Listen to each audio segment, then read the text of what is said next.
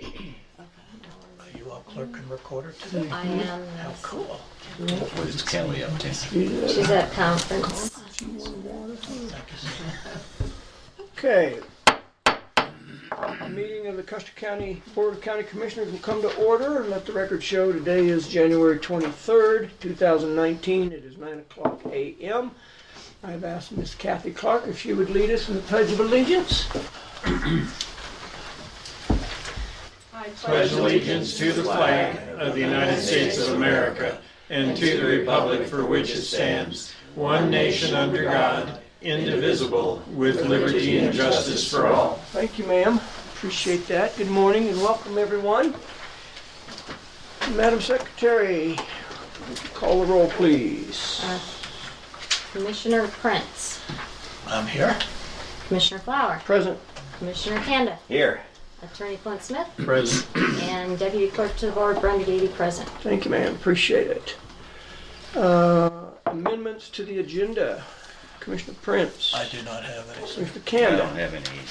I have one, and that would be on the third item under new business, where it says CDOT spokesperson on Highway 69 concerns. I misinformed our administrative assistant. That should say community spokesperson, not CDOT. And that's the only change I had. How you've gotten them in here. Pardon me? I did wonder how you've gotten them. Yeah. Yeah, that's pretty cool. I Yeah. thought, That was a you coup. know, Dirty little trick, huh? We'll move on to audience introductions. If you would state your name, and if you could say it clearly, please, for Miss Brenda, she will record that as well. Jackie Bubis from the Sentinel. Thank you. Yes, ma'am. Lynn Miller. Courtney Miller. Angie Arden. Okay. Kathy Clark. Alan Engelbretson. Jason Nelson, CDOT. Yes. Yeah. That's right. I snuck in here. Yeah. Thanks. I Thanks for throwing me under the bus. sent him the only. We'll make friends later. It's all right. Sent him the agenda that was misprinted. See, so that way we'd know somebody's going to be here. Mr. Patrick. Patrick Lynch, Judy Lynch. Thank you. And so really the only two probably we really didn't know, Mr. Ingebretson. Did you get those? You okay? What was the first name? Alan, A-L-L-A-N. And I can spell it for you later if you'd like, or whatever. I'm gonna guess, so, yeah, but, He okay. can spell it even though he's Air Force. Ingebretson standard spelling, right? Yeah. It's phonetic. Yeah. Okay. Well, good morning, everyone. Thank you guys for being here. We're in the middle of audience introductions, sir. Would you care to introduce yourself? Yeah, Mark Andrew with CDOT. Okay. I'm the North Program Engineer. Nice. Thank you. Thanks for being here, too, gentlemen. Appreciate it. Yeah. We never specified who was going to be the We got both of them. So, yeah. We got a little inside joke going this morning. No, Yeah. I am so sorry. I wish you'd been here. but- No, you I didn't give the other I'll go get. And could you tell us your name again, sir? It's Jason Nelson. I'm the traffic engineer for the region. And I'll introduce one of my old compadres. We're still in audience introductions, didn't sir. mean old, it's Mr. old. Dick Downey, emphasis on the word old before that, please. Dick You're right. quotes old Yeah. down. Downey. And if we're gonna go that far, might as well put crotchety in there too, but, yeah, let's just call it like it is, right out of the gate. Good morning, sir. Well, good morning, everyone. Thank you all for being here. Appreciate that. Chair would entertain a motion to approve the minutes of January 8th. I'll move, we approve. I'll second the motion. Okay. Been moved and seconded. Great. To approve the minutes of January 8th. My mouse just died, so I can't even pull mine up. Use your pad. Use your mouse pad. Yeah, it's gone. You have to pull out the little, Pull out the the thing mouse for your mouse. That'll tell your mouse pad to work. I think it's a battery. Leave it out. I don't know. If you leave it out, then the one on your computer will work. Better work. No. Oh, he just died. His whole computer's shot. Uh-oh, what are we gonna do now? Well, we're gonna Maybe freak this out. meeting will be normally, That's the right. normal time. We're gonna freak out. Sorry, I no cannot such give you change because my computer isn't working on it. Gosh, you'll have to read paper.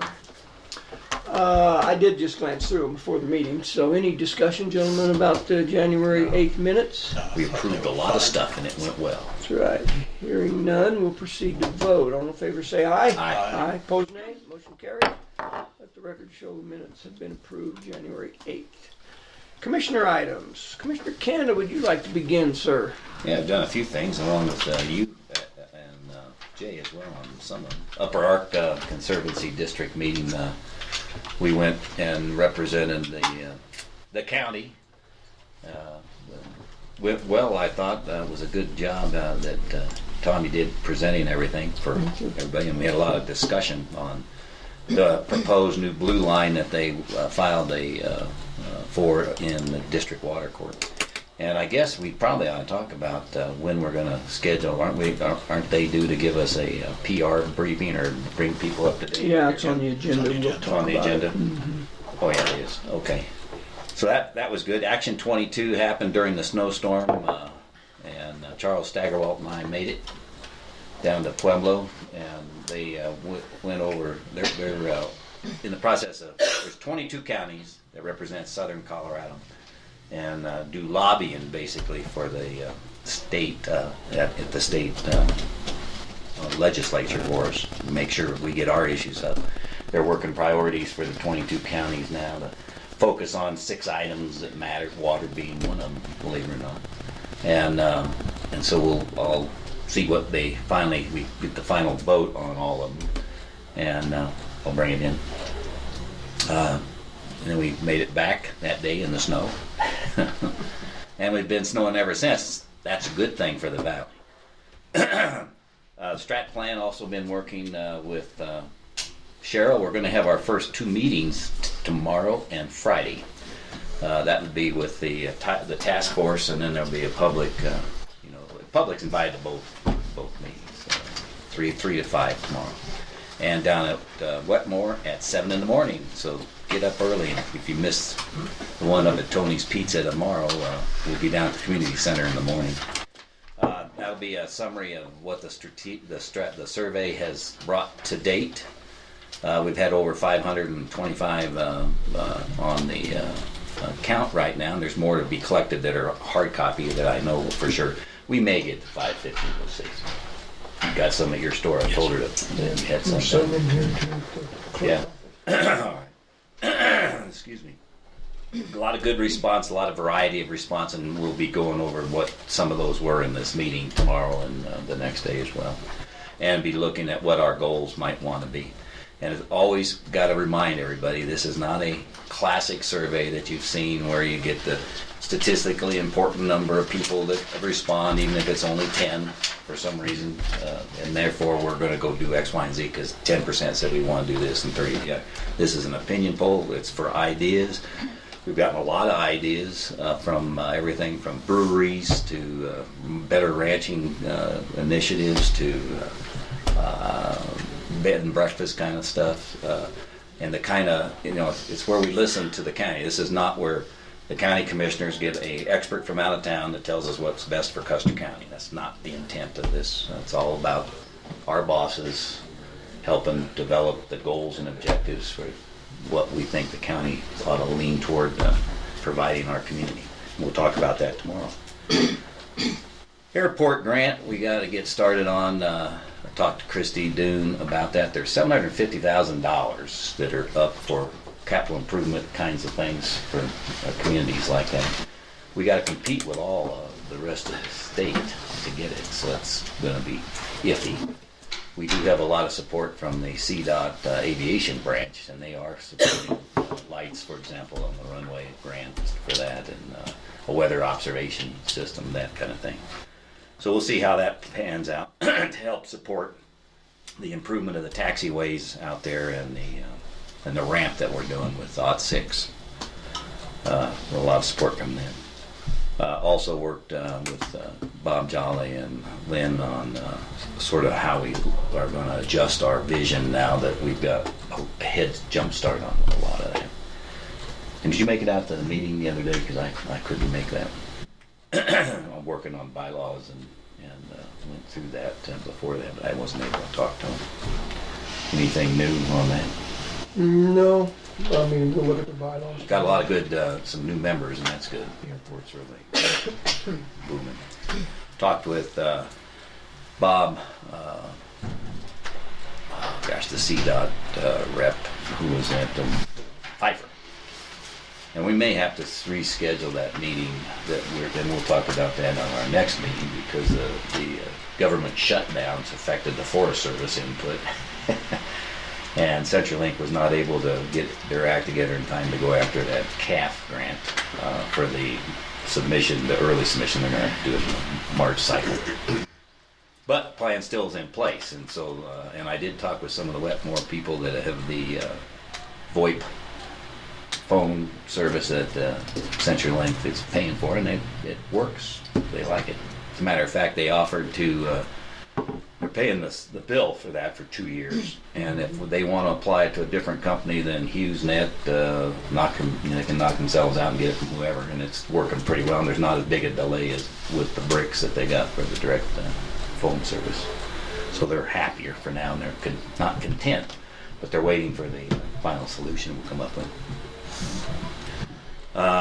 Meanwhile, we also had the E911 board meeting. Tom, you made it. Jake, you made it too. You both were there. So I got to start on that. Both Buck and I are serving as chairman and vice chairman of the board again. So that's great. You know, they got a lot of good things, radios to upgrade. Primary goal this year. Anything else off of that meeting? No, that was And that's the extent over the last week and a half. If there's any questions, we got open. The public's free to talk about any of the things we talk about in a few minutes here if you want to bring up. So, good. over to you. Okay, thanks. Well, obviously our last commission meeting was January the 8th, and so a few of the things I've been doing since then meetings, we had Central Republican committee meeting on January the 8th over in the Annex building. January 9th, we had a tourism board meeting here I attended. On the 10th, of course, was the Upper Arkansas Water Conservancy District meeting in Salida that all three of us, plus numerous members of the community, attended that as well. On the 11th, we had an executive community development meeting down at Rancher's Roost with the mayors of Silver Cliff, the manager of Round Mountain Water, and two people from the Economic Development Company were there, so we had an interesting conversation. Commissioner Prince was there as well. In an effort to kind of work collaboratively between all the entities in the county to move forward with some... They're going to dovetail with our strat plan. Yeah.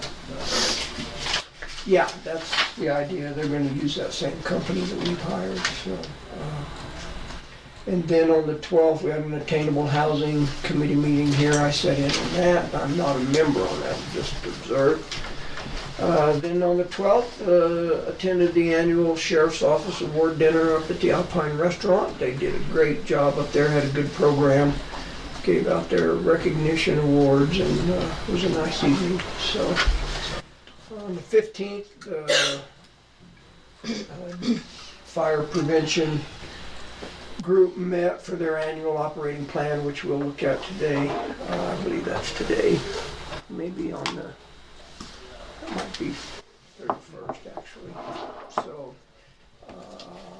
Division of Fire Prevention and Control. Joe Lobiondo is the representative from the Forest Service, and so we met down at the firehouse, had a good meeting. And then in the afternoon, we had our Custer Emergency Services meeting in the firehouse as well. They were interviewing for dispatch offices, dispatch maybe that day over at Search and Rescue, so we met at the firehouse. What did Joe have to say about the shutdowns? Not much. didn't really get into that. I'm assuming he's working, whether he's getting paid or not, I don't know, but it sounded like they had an AOP meeting in Morfino County the day before, so. And then on the 17th, attended the airport board meeting down there. As Commissioner Kanda mentioned, they brought on a couple of new members starting the year, and just kind of general discussion about the stuff they were doing. And then we had our Justice Center Committee meeting on January 17th here in the Commissioner's room. We're moving forward. We'll talk about that later on in the agenda today.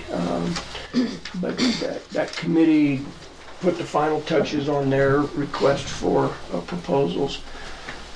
So we'll look at those. We'll look at that later today.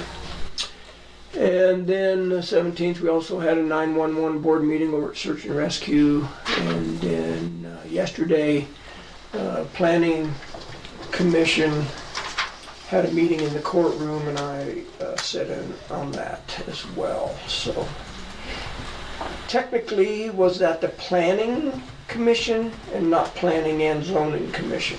Correct. Planning Commission. Is the Zoning Commission a different group of people, or just meet under a different heading? Well, yeah, different group, and Board of Zoning Adjustment is the other board. Yeah, Planning Commission, we always call it Planning and Zoning, but really it's Planning Commission and then Board of Zoning Adjustment. Correct. And then the health, not for that group, but for you personally as a sanitarian. Correct. Okay. So Planning and Zoning did not meet yesterday. No, That would have been the Planning Commission. correct. I'm going to correct that real quick. What he's trying to say is you have 3 jobs, Jackie. Yes. Well, she makes 3 times as much as anybody else. Are we friends? Yes. We could become friends. That's right. It's an imaginary richness, so you can be my imaginary friend. So that concludes my report. Commissioner Prince? Well, I need to apologize because apparently my email's not working properly. I did not get the memo that we needed to wear brown vests. Yeah, this is the brown vest. Oh, man. I missed out, what can I tell you? But you did get the time. Well, I got the time memo. I certainly noticed it this morning. I noticed you But put a did it demerit print? in my box. Okay. Blew it today. Enough My of memo that. said flannel. That was 3 degrees, wasn't it? Is that flannel That's why- tie or flannel shirt? I just Got the flannels on. Because I know Jay's going to open Flannels that and window handles. pretty soon. Yeah. I'm ready. Okay, well, since our last meeting, I've been very busy. Many of the meetings that we attended together, I'll just mention, the tourism meeting that was held on the 9th in this room, I thought was very progressive. They met with their consultant who does the online work, and I think he does a good job. We had the meeting, as you mentioned, with the 2 towns in the county. This was near and dear to my heart. I thought this was a wonderful thing. All of Custer County, the 2 towns in the county working together for a common goal. Very congenial, worked out very well. As you mentioned, the water issues were a major problem. You know, with we have, as you all know, issues with Round Mountain and their new septic systems that they're trying to promote for the town and buy, and it's expensive, and water prices have gone up, and we talked about a lot of that stuff. The Justice Center meeting was on the agenda for later, so I'll just say that I was at their meeting when we approved the when we discussed the RFP. It hasn't been approved. I attended the E911 meeting, although I was late. I was working with Donna Hobby, our HR person, on a personnel matter. That's why I was late. I met with Deb Adams, who's the chair of the tourism board, individually. Something I really don't like to do normally, but it was more of a strategy session in terms of what is the function of the county commissioners with the board, And I think she has a much better idea that they're really an autonomous board and we just oversee what they do. We'll step in if there's something they ask us to, or if there's something that we find is totally inappropriate for the county, we'll step in. But other than that, I explained to her that I felt her board is her board, and what the board decision is by majority vote is how they're going to function.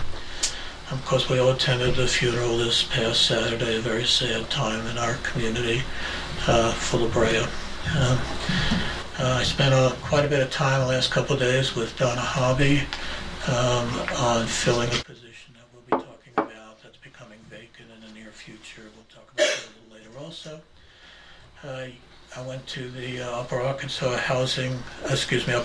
Water Conserving District with 3, and I think we very thematically explained our position.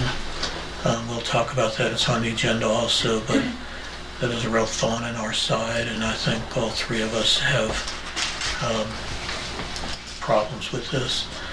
Yesterday I attended the Planning Commission, which was their regular meeting, but the focus of the discussion mostly was on this water augmentation plan that we'll talk about a little later also.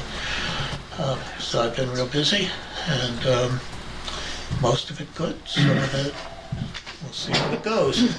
That's kind of what I've done for the since last meeting. Okay, anything else, gentlemen? Thank you, appreciate that. Attorney items? Driving here this morning, I was actually pretty depressed because I heard on the radio about the world's going to end in 12 years, according to the new rising star in the Democrat Party. Oh, nice. But then I cheered up when I realized I'm not going to be here anyway. Not my problem. Is that new rising star male or female? That's a female. Okay. The initials AOC. Excuse me. I did some research about what position the county should take regarding this water augmentation proposal, and I'll discuss that with you when we get to that item on the agenda. Talked to Cindy Howard yesterday about the Ready, Set, Go grant, and there's a deadline to get some paperwork done, so I reviewed the contracts that she had and went over everything with her, and we'll talk about that when she's in here a little bit later. But from what I looked at, everything looked okay to me as far as the contracts. I had a couple of questions. She was going to get some answers for me this morning. Since our last meeting, I did go ahead at the request of Sheriff Byerly and prepared a proposed marijuana ordinance for the county, and his request is that it would be one that would hopefully be adopted by both towns as well, so the 3 political subdivisions would all be on the same page with this. But basically, this is an ordinance that would limit the number of marijuana plants that could be grown in any single residence to 12, regardless of how many people over the age of 21 might live there, because the existing law is that anybody over the age of 21 is entitled to grow up to 6 plants. So if you had 5 people living there, you could theoretically have 30 plants growing, and but the law does give the counties and the municipalities the right to limit that now. And I presented it, I proposed or prepared it and shared it with Shannon. He liked it. I sent it to Jay, and I think Jay's going to present it in his capacity as town attorney to the trustees for Westcliff. It's on the agenda for the 2nd of February. So it's already been written and ready to go. And Shannon told me that he's sent it off to the trustees for the town of Silver Cliff as well, and asked them to have their attorney look at it and see if they're on board with it. So, but tentatively, the ordinance is on the agenda for, is it January 31 or is I believe so. I can look real quick. You back online? Yeah. Yeah, I did mouth to mouth on But this if it's, baby. but this is, I mean, if there's substantial changes that any of you want in this prior to that, please let me know and I can reword things or discuss it with you. But right now, this is what I put together. And it was, some of it was based on an ordinance I found that Douglas County is already using, and rather than have to reinvent the wheel. I did, lawyers don't call it plagiarizing when we plagiarize other people's work, but that's what I did. It is on the 31st. Okay.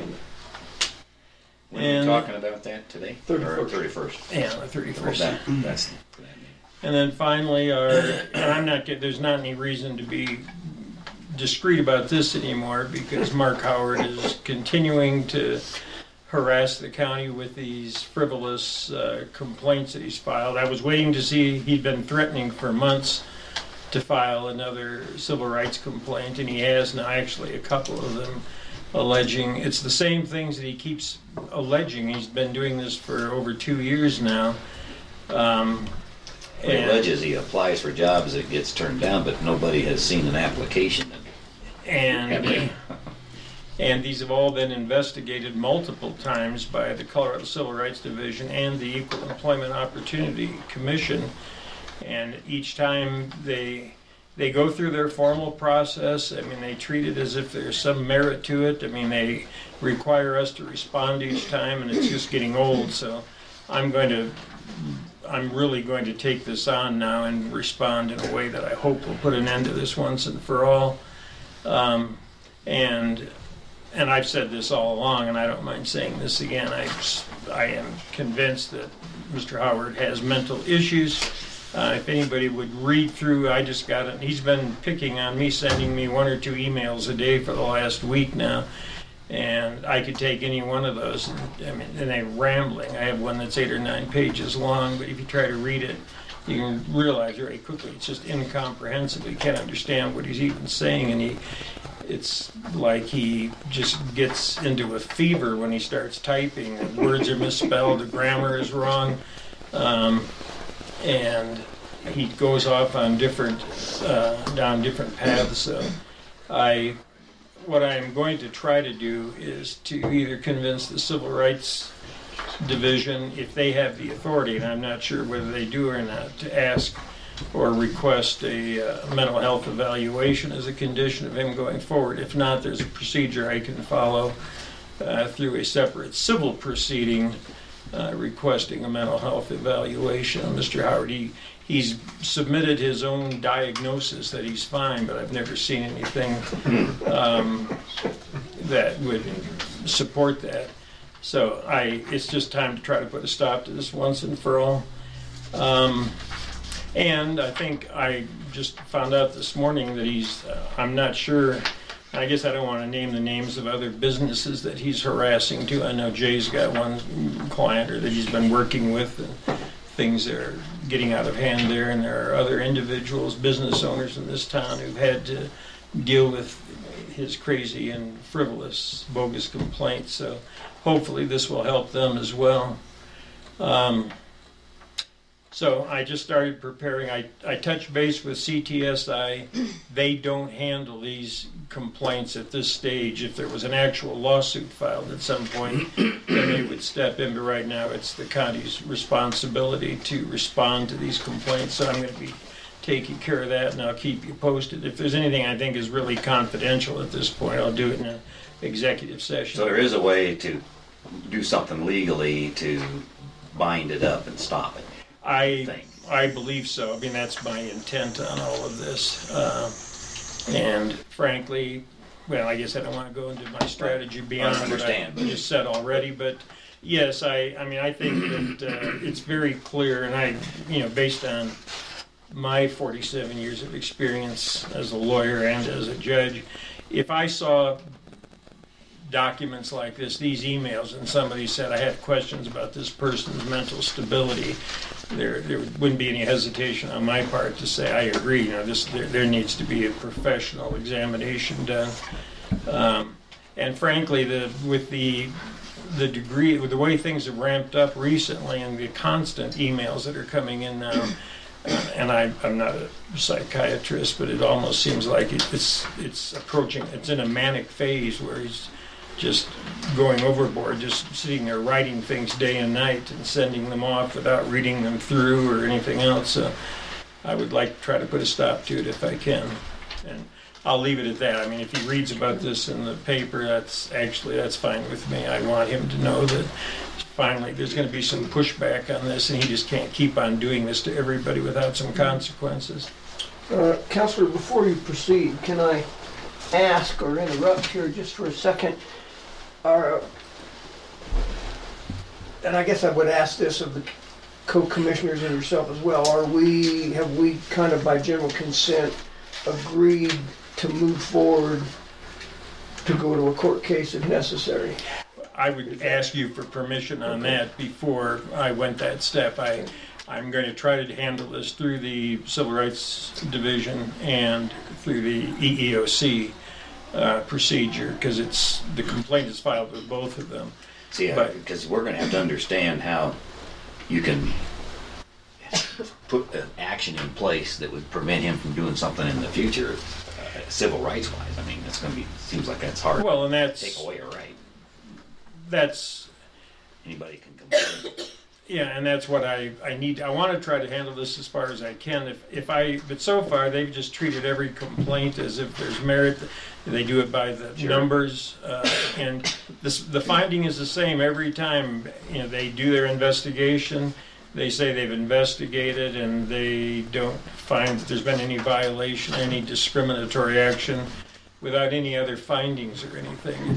Do you get those findings? Their conclusion, yes, when they I've never seen anything. each time they've dismissed. I got all the files from Donna the other day, so I have them all now, because I will refer to each of them by case number and what the allegations were and what the ultimate findings were. But it's a standard form that they send out, just check a box without any specific findings about anything.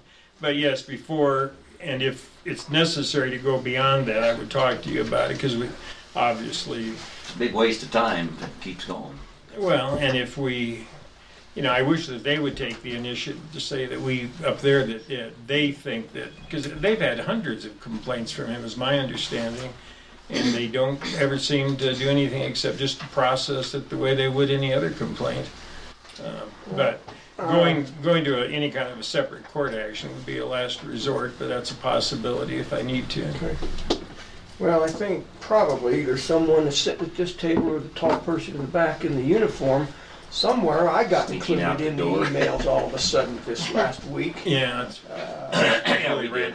Didn't manage to avoid that until this last week, so I didn't forward them on to you. I knew you were getting them. yeah, he copies me on everything. At times he treats me like I'm a buddy of his, that I'm going to help him get his felony conviction set aside so he can go ahead and get a job with the county, with the sheriff. I know Shannon's just waiting for that to happen. Got a position for him. And then there are times when he turns on me in his emails and is accusing me of all kinds of terrible things. Okay, anything else, sir? No, that's where we're at. If I may, gentlemen, I'd like to go back to commissioner items. I skipped one thing I wanted to bring up to you today.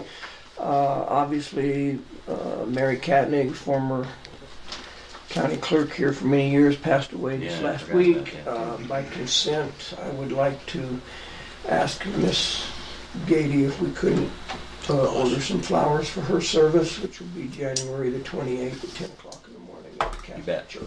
You okay with that, sir? Of course. So, Miss Brenda, if you and I can get together, we can figure out something. Thank you, I appreciate it. I'm sorry I forgot to mention that. Admin assistant items, I have nothing. okay. We have a time of public comment. If there's anything anyone in the audience would like to talk about, you're certainly welcome to do that. Yes, I ma'am. just have a question, Bill. The meeting tomorrow is at Tony's? Yes. And that's just the inner There's a task force meeting Yeah. and the public's invited. okay, And then there's a discussion afterwards. It's just, you know, it's just for public, okay. And that's at what time? 5:30 5:30. 5:30. at Tony's Pizza. But it starts at 3. The main meeting starts at 3, 3 to 5. It's in the paper, both papers. Well, one would have to. It's in your paper. One would have to. Yeah, got it. Okay. So there's really two And so meetings tomorrow. there's Yeah, there's Writes it. task force from 3 to 5, and then at 5:30 It's just, Or the public can come in. Okay. That's what I needed to know. Thank you. and the public can come in during the task force meeting too. Okay. Anything else? Did I see another hand? Public comment? Okay, we'll have public comment during the new item of business agenda as well, but if you have something you wanted to bring up now, you'd be more than welcome. Okay, we'll move on. I don't believe we have any staff reports, nor I have a record of any unfinished business. Commissioner Prince, Commissioner Candace? No. Okay, we'll move on. New business. As I indicated, we will allow for public comment. We have a long agenda today, so hopefully if we do have public comment, we can keep that fairly clear, concise, and to the point without a lot of repetition. I don't expect much, but nonetheless. Custer County Kids Club. Miss Kathy, Council. Why do I have There Kids was once Club? upon a time a Custer County Kids All Club. right. We are the Early Childhood Council. So good morning. Hi, How good are you morning. doing? Good morning, how are you? Club president. I am the council coordinator. Okay. Hey, how are you doing? So I'm going to be very quick because you do have a big agenda. You have a lot of people that are here, very interested in what's coming down the pike. I did send information ahead of time to all of you for an update, and I don't know if you had a chance to look through it. Mostly I am just here because we do appreciate the fact that you are our fiscal agent, and it's actually working well for us and has saved us significant dollars by not paying para that we were paying before. And we just kind of wanted you to know that we continue to grow and what's going on. We have more partnerships now, and we now have like over 23 different agencies and organizations that are in partnership with us, working toward helping children and families ages 0 to 8. Or prenatal, actually. We're focusing even more on the prenatal right now. We have brought in some expanded services and some of the things that were happening in town. We're starting to see some increased participation. We're kind of working on outreach and communications and hoping that that happens. Working with our providers, and what we see ourselves as is we are the first step toward the children's just overall education, health, well-being, and their ability to thrive and enter school ready to go forward. And statistics really show that early childhood programs are extremely beneficial in that, right? In terms of family support and education, we started actually three new programs last year, and all of them are seeing increased participation, so we're happy about that. We have others that we're working on now. Our health and well-being, the dental options program has been successful. We have about 30 children who would not have otherwise received those services who have. And I believe that they will be looking for extending that grant funding. We are currently putting together a resource guide for families coming, with babies or coming new into the community, so they know not what's happening outside of Custer County, but what do we have right here? And that it's focused on children and families, so they aren't sifting through all of our resources for those of us that are of another age. And we have started to reach more families. We are trying to get more young people on our council, and we have a few now, and I'm kind of hoping to have more soon. And we're getting out more information letters. We're working on expanded screening for the health fair this year, hoping that we can get starting at ages 6 months and up. And we are also working in conjunction with Lake County, Fremont County, and Chaffee County, the 4 counties together in terms of health. And we are coordinating so that we will have our own, they were calling it the Breastfeeding Coalition, and we are working and being able to have a support system for moms here. I don't know if it's going to happen, but StarPoint has the application in. We are thinking that very soon we may be able to start applications for an early Head Start program for families that would be interested in that. We have actually several other initiatives that I'm a little leery to put out there until we know where they're going. Our Cooking Matters for Families, we hope to begin this spring, but I have told Cooking Matters that we weren't going to sign on to anything until we feel like we have sufficient numbers and interest, because I don't want us to sign into a partnership on something that maybe isn't going to fly in our community. And I've been letting them know that we can't meet their kinds of numbers, but the need is just as great, so we're trying to do that here. And we now have more children 0 to 3 who are in need of, I guess you would call it, remedial support and development. And those numbers have grown, and StarPoint says they're seeing more referrals. So that's kind of a summary very quickly. And any questions that you may have? I have a question. Last meeting I went to, the discussion was how to find the families that could utilize the Kids Council. Have you come up with a program or methodology of finding? Well, we have a variety of things. You know, a lot of it is through our partnerships. I actually am meeting with Public Health and DHS. You know, we are trying to work collaboratively on that, and we're meeting next week. One of the big ways is through the WIC program, Women, Infants, and Children. So, and I have been in meetings with them fairly recently as well. Our Nurse Family Partnership Group. And actually some of those other meetings. And part of what we're hoping is going to happen too is that now that we have a connection to 3 of the hospitals, as well as the midwife from Salida for a lot of our births, that by getting the information out to those families as the children are born. And so that we hope to have the first welcome baby bags or whatever out by the end of February. So that's kind of our approach at the moment. Thank I you. had a question. Back to that. We do have our strategic plan, the same as we did last year, but rather than give you the one with all the words on it, I gave you the simplified one, and the one that shows the things that we've already started action on. And one other has started. Salida has a midwife group, huh? There's a, her name is Allie. Can't remember her last name, but she is the midwife. She is located in Salida, and she actually does a fair number of births here in Custer County. And she was supposed to be at our last meeting, but couldn't make it. I think we have a meeting February 11th that she will be coming to. Not a council meeting, but another one that I'm part of.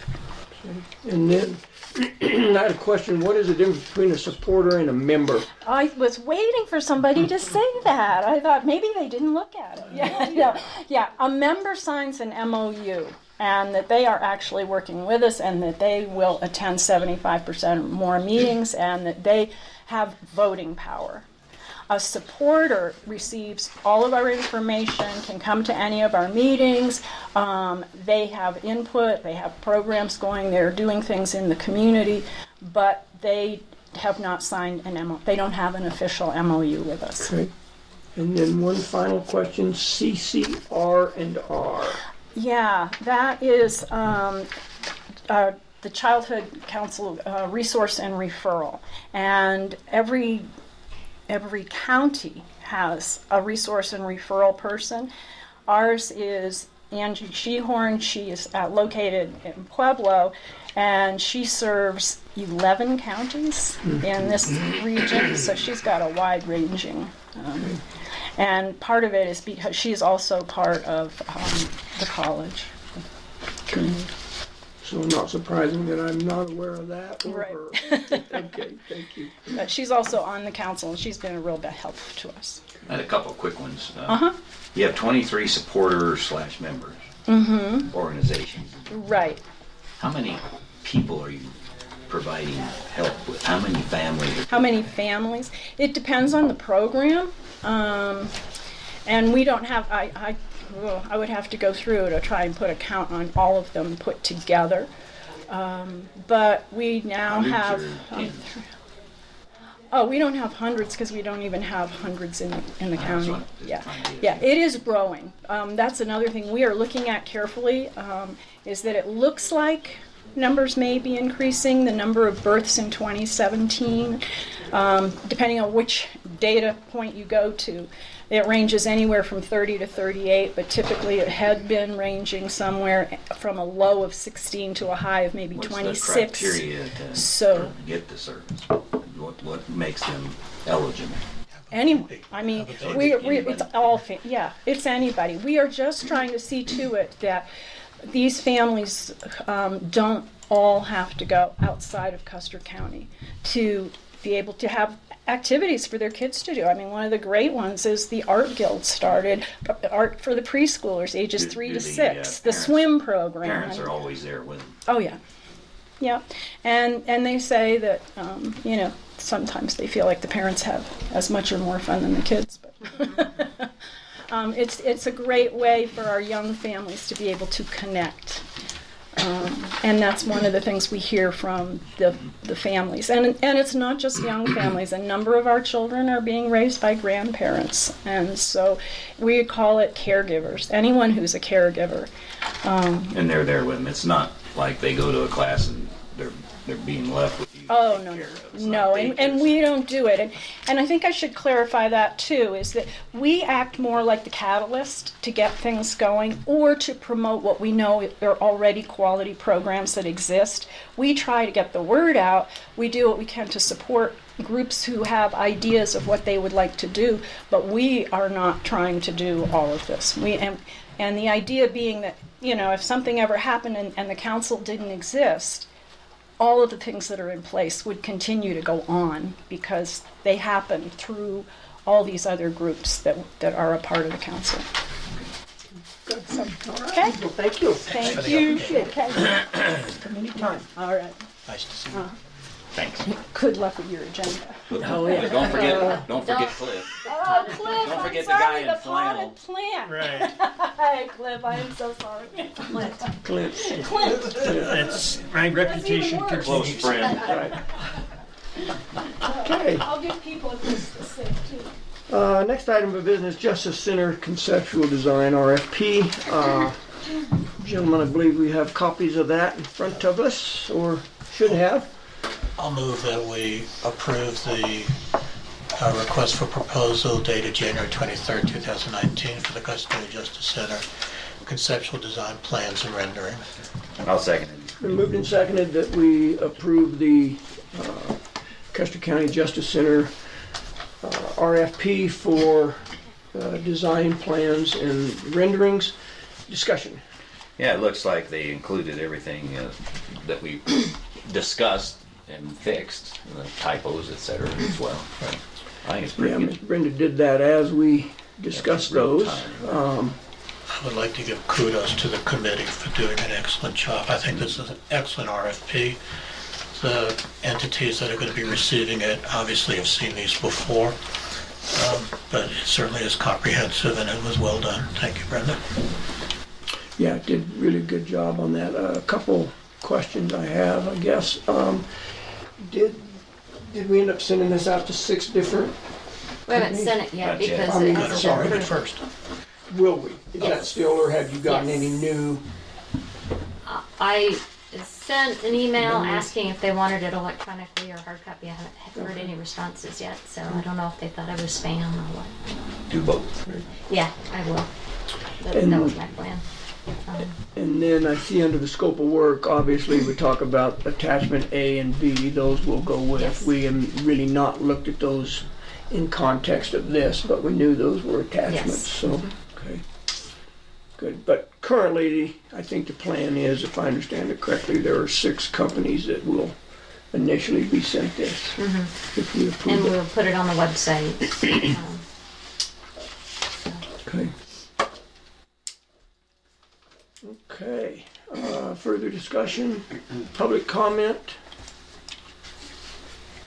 Hearing none, we'll proceed to vote on the approval of the RFP. All in favor, say aye. Aye. aye. Aye, opposed nay. Motion carries. We will move forward with that.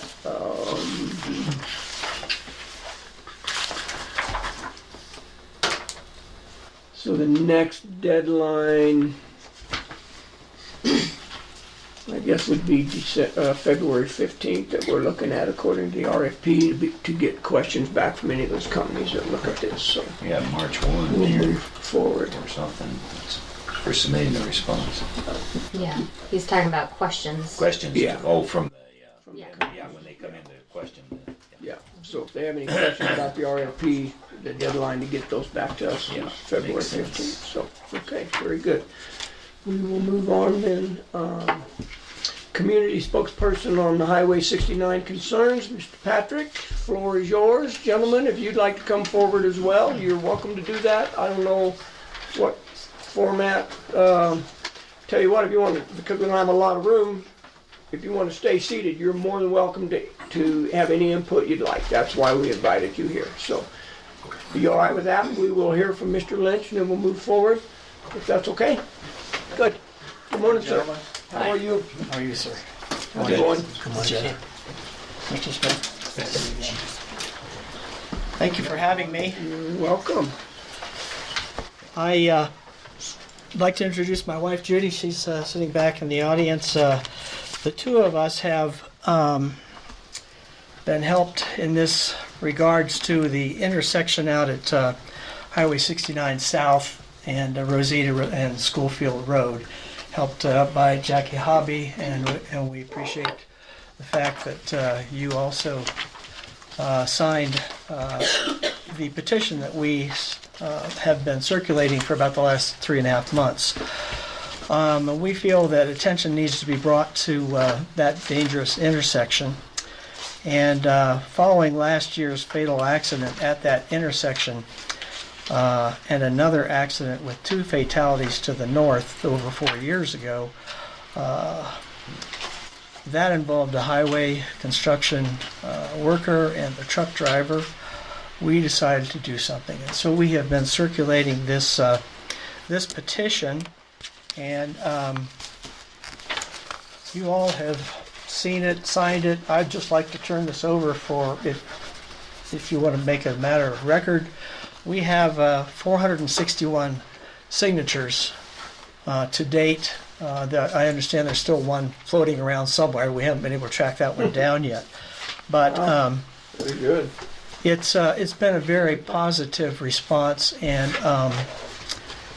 what has been. For the record, would you mind, and for the audience who may or may not know, would you tell us what was signed on the petition? What were you asking to do? I sure can. Thank you.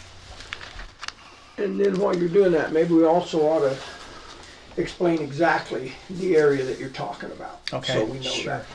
that. I have a copy back there. Judy, would you hand me that? Oh, no, the actual petition. Oh, Can sorry. everybody hear Well, him here- talking up here? Here's one here.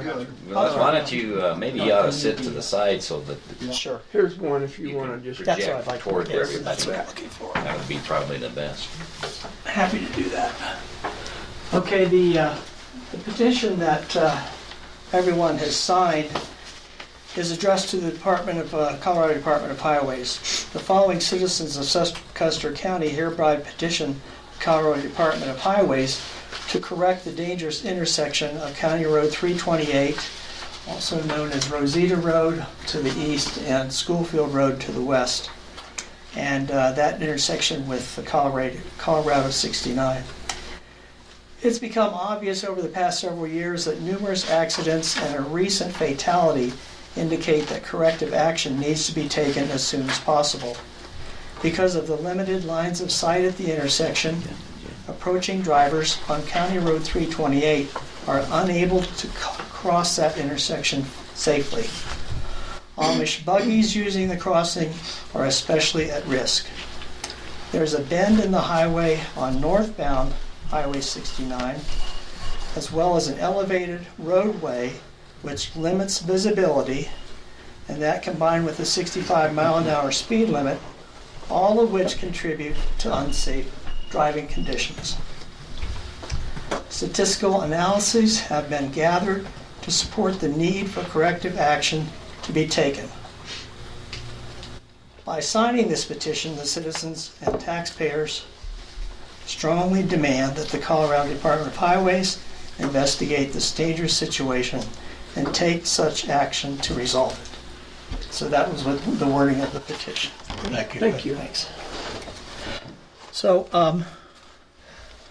in response to this, we have letters of support from, and I would like to summarize what the letters of report have said. The first one came from Sheriff Byerly.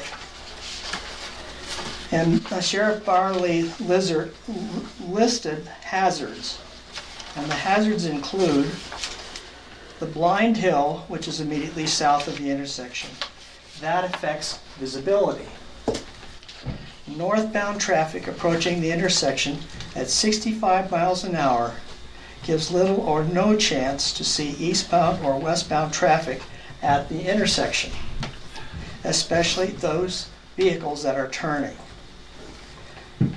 The county landfill, gravel pit, and sawmill to the east attracts heavy truck traffic, and those trucks take time to make turns onto Highway 69. I mentioned fatalities. Fatalities, there have been 3 in the past 4 years. One accident 3.5 years ago critically injured my wife Judy. She was alone. I might add, if I had been in the passenger seat, I wouldn't be here talking to you this morning.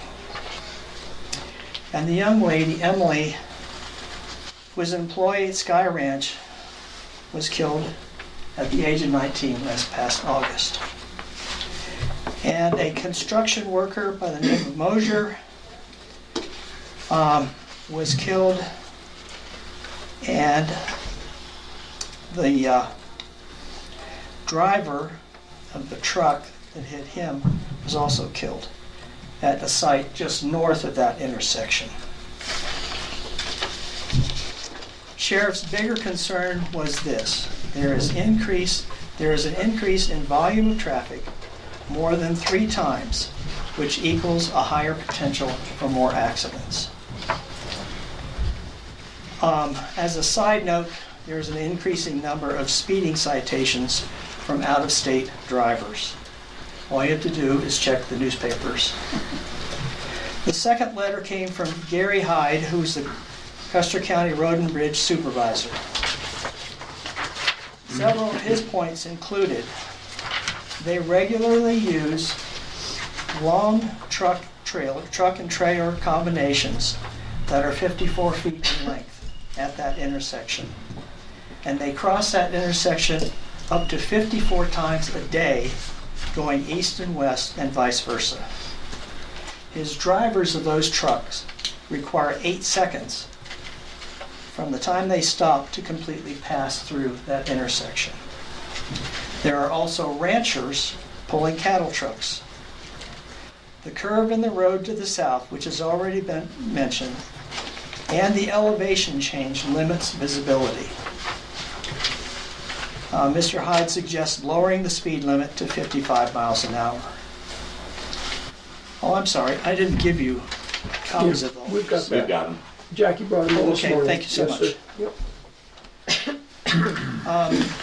We also have a letter from Miss Eliza Livengood, who's the Custer County Public Health Agency Director. She mentions an increase in local and visiting traffic.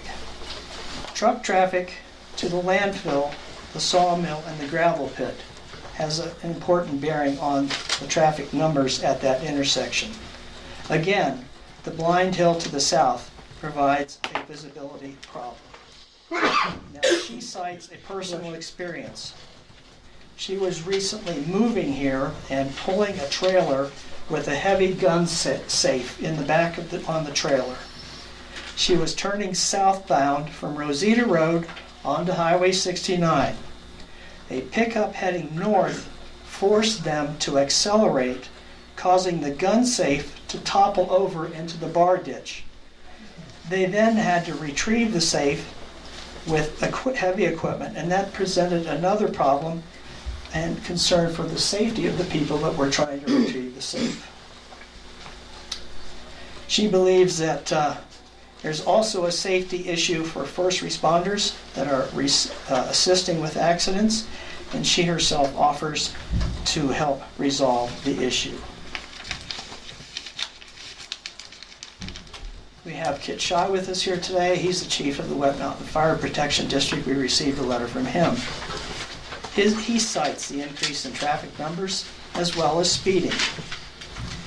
He cites horse-drawn vehicles and some bicycle traffic as well. And he also is concerned about the first responders that are put at risk. The recent fatality and the accident scene management is of great concern. He's more aware of near misses, but not recorded as accidents. He also says that he offers his expertise and experience to CDOT and Custer County to help improve the safety intersections. Lastly, there's a very significant bit of statistical information regarding the traffic. We have the results of traffic using the landfill for June, July, and August. There's a grid provided, and here's the basic bottom line. Between June, July, and August, 3,396 cars used the landfill. 1,331 pickups used the landfill. 142 trucks used the landfill. And 124 trash trucks used the landfill. The 3-month total for all those vehicles is nearly 5,000. So in summary, what I would like to say is that our citizens believe that action needs to be taken by CDOT to eliminate the dangerous conditions here. We would like to begin a dialogue with CDOT engineers by offering some suggestions. Number 1, lower the speed limit on County Route 69 to 55 miles an hour, beginning approximately a quarter of a mile south of the intersection. Number 2, install a flashing caution lights on the new speed limit signs. And number 3, excavate and lower the southeast quadrant of the land to improve lines of sight from all directions. Thank you for your attention, and we look forward to working together. All right, thank you, sir. Appreciate that. I'd like to ask comment or some input from Sheriff Biley and Chief Shy, if you gentlemen care to. Certainly would appreciate your perspective. And I'm sure you're both aware we do have gentlemen here from CDOT today. They were invited. And again, thank you guys for coming. Really appreciate that. So, well, I'll start off and Kit can jump into, unless you want. Go for it. So, I think that intersection is a point of concern, has been for some years now, but it's really been illustrated, and quite frankly, it's come to my attention just in the last 4 years since I've been the sheriff and working here. But one of the challenges is after Emily was killed, and this really started to gain some momentum. I was on the accident when Judy was hurt down there, and have been on several other accidents, that have either been fatals or serious injuries there. So the real problem becomes the line of sight. And anybody that's familiar with that, if you drive that at all, for a fact you just can't see to the south, and then any northbound traffic obviously can't see to the north there. And so when you start thinking about it, the speed limit there's 65 miles an hour right now, right? And so at 65 miles an hour, cars traveling 300 and, it's over 300 feet per second. Mike could tell you the number exactly, 360, something like that. Well, at 65 miles an hour, vehicle's traveling at 96 feet per second. So in 3 seconds, that vehicle travels 100 or length of football field. So you talk about the example that the gentleman gave. In 8 seconds, a northbound vehicle is going to travel, in 6 seconds, it's going to travel the length of 2 football fields. So a semi going at that speed, their stopping distance is 3.5 times more than a standard vehicle. And if they're not paying attention, and all of a sudden somebody's in front of them, just simple physics, it's not going to be able to stop in time. Just out of curiosity, to make it complete, how many feet is it from that intersection where it goes blind? Is it It's less than 300 less than feet. 300 feet? And I mean, I haven't measured it. I'm not going to. so that doesn't leave much reaction time, Mike. Yeah, it's right. Then that's where I was going to go with that. So you know, your visibility, it's not far enough at 65. But here's the reality, and the CDOT guys they would agree on with some of this, and maybe not. I'd like to hear their opinion, but to slow the speed limit down isn't really going to make a significant impact because, as Patrick alluded to, I mean, and I pointed out, we're writing far more tickets down there than we ever have because of increased traffic, and I think we see that across the state. There's just more traffic, there's more people, and so you have those results. So if you lower the speed limit, they're not paying attention to the 65-mile-an-hour speed limit now, they're certainly not going to pay attention to it if it's 55 or if it's 25. I mean, that's just not going to make a difference. I can't really speak to the signs that they will have data that are regular, a flashing sign. They would be able to speak more to that if that's going to have an effect there. I would be optimistic about it. Let's put it that way. But I could be wrong. So the challenge comes is Wait, when you Emily think was that hurt, would help? That's what you said. I wouldn't be overly optimistic. You're not about it. optimistic. But again, I don't have the data, and I don't to be able to speak to that. These guys would be able to. So when Emily was hurt, though, you know, we started to really have some discussions. That something we're going to have to change something. This is a real challenge and a real concern because we've had a lot of near misses there as well, and so.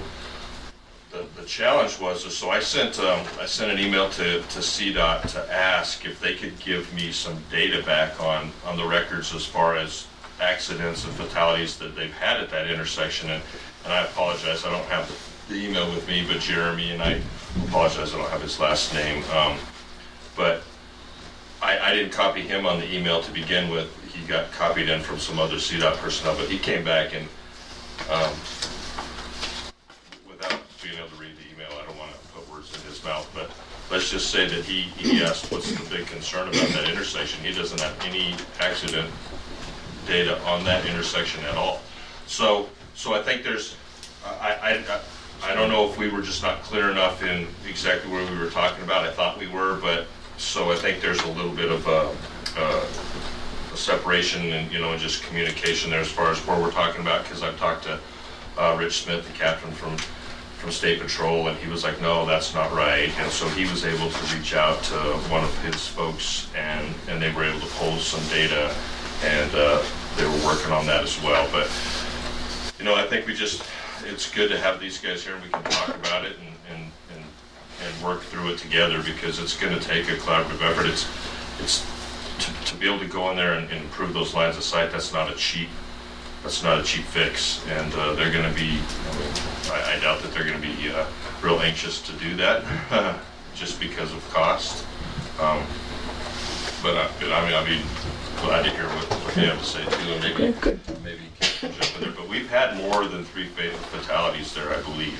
Yes. Pat, I think it's 4. In the last 4 years. And again, see, so on those fatalities, the challenge we have is those fatalities, the state handles those. Right. So we internally don't keep good data over, let's say, the past 10 years, because those incidents become state, and we don't track them through our RMS system. And so it's hard for us to go, you know, because now we're trying to go off memory. Oh yeah, well, do you remember the gal from Texas? What was her name? Right. I mean, you know what I mean? So it's not as accurate. Right.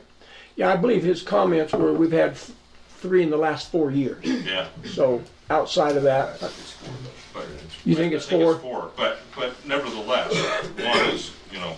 Right. Yeah, I mean, 3 is concerning. So. Right. Yeah. Question, Commissioner Prince? Sheriff, do you know, or maybe someone else knows, who owns the berm? It sounds like the optimum solution would be to lower the berm to open the line of sight. Does anybody know who owns that? Is that state property, private property, county property? Well, It's state in the highway right away. Okay.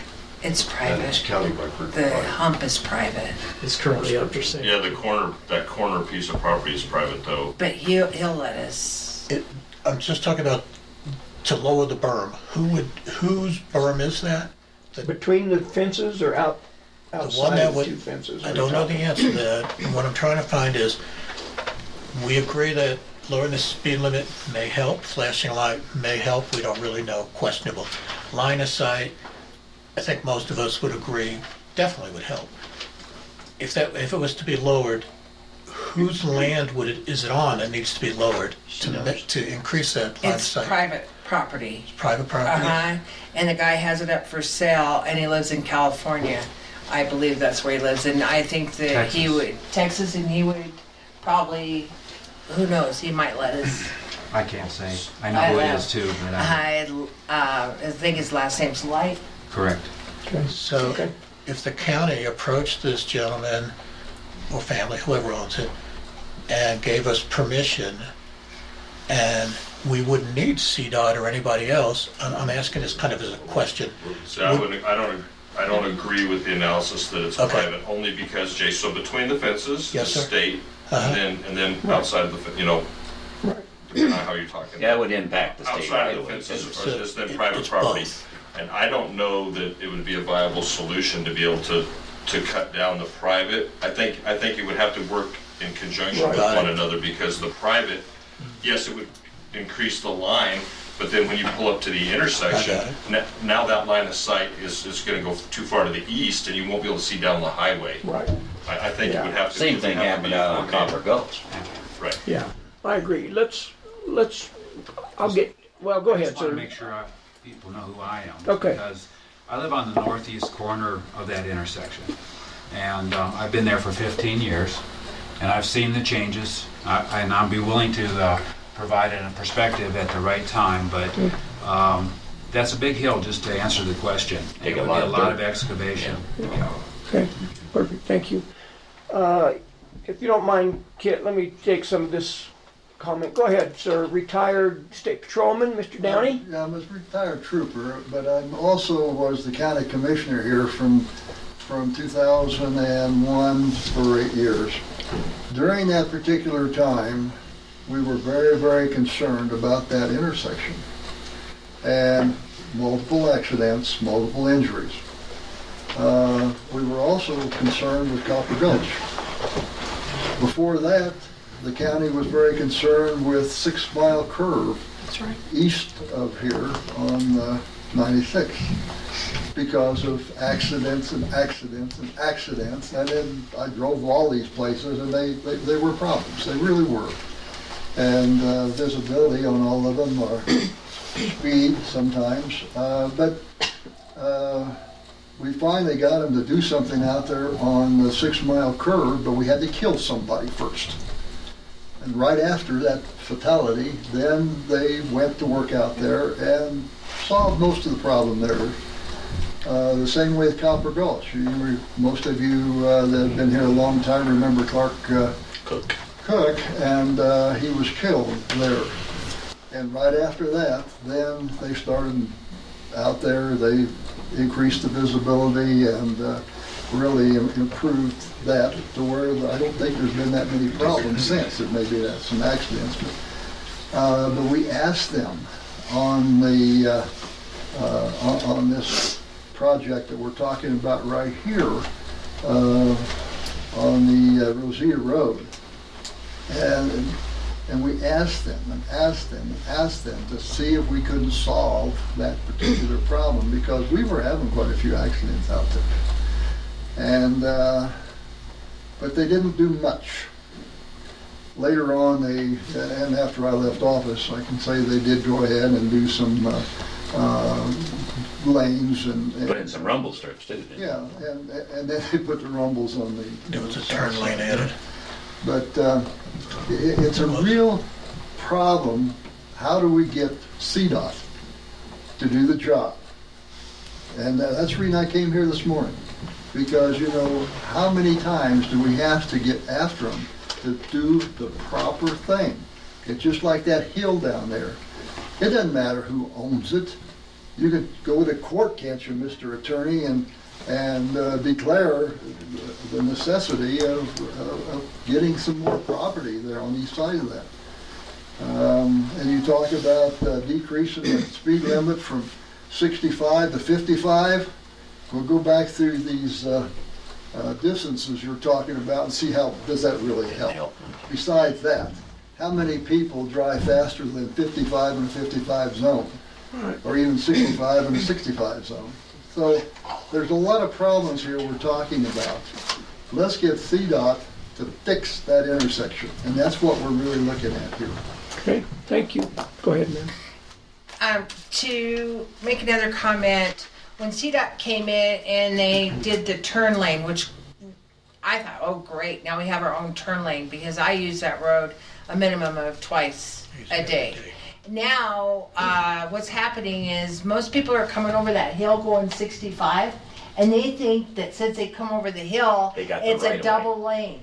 So I've had people comment that you're a sitting duck when you're sitting in that turn lane, because the hill cusp, and when you come over that hill and you live out if you're not familiar with the highway, you say, hey, double lane, because they're usually from a town that has double lanes.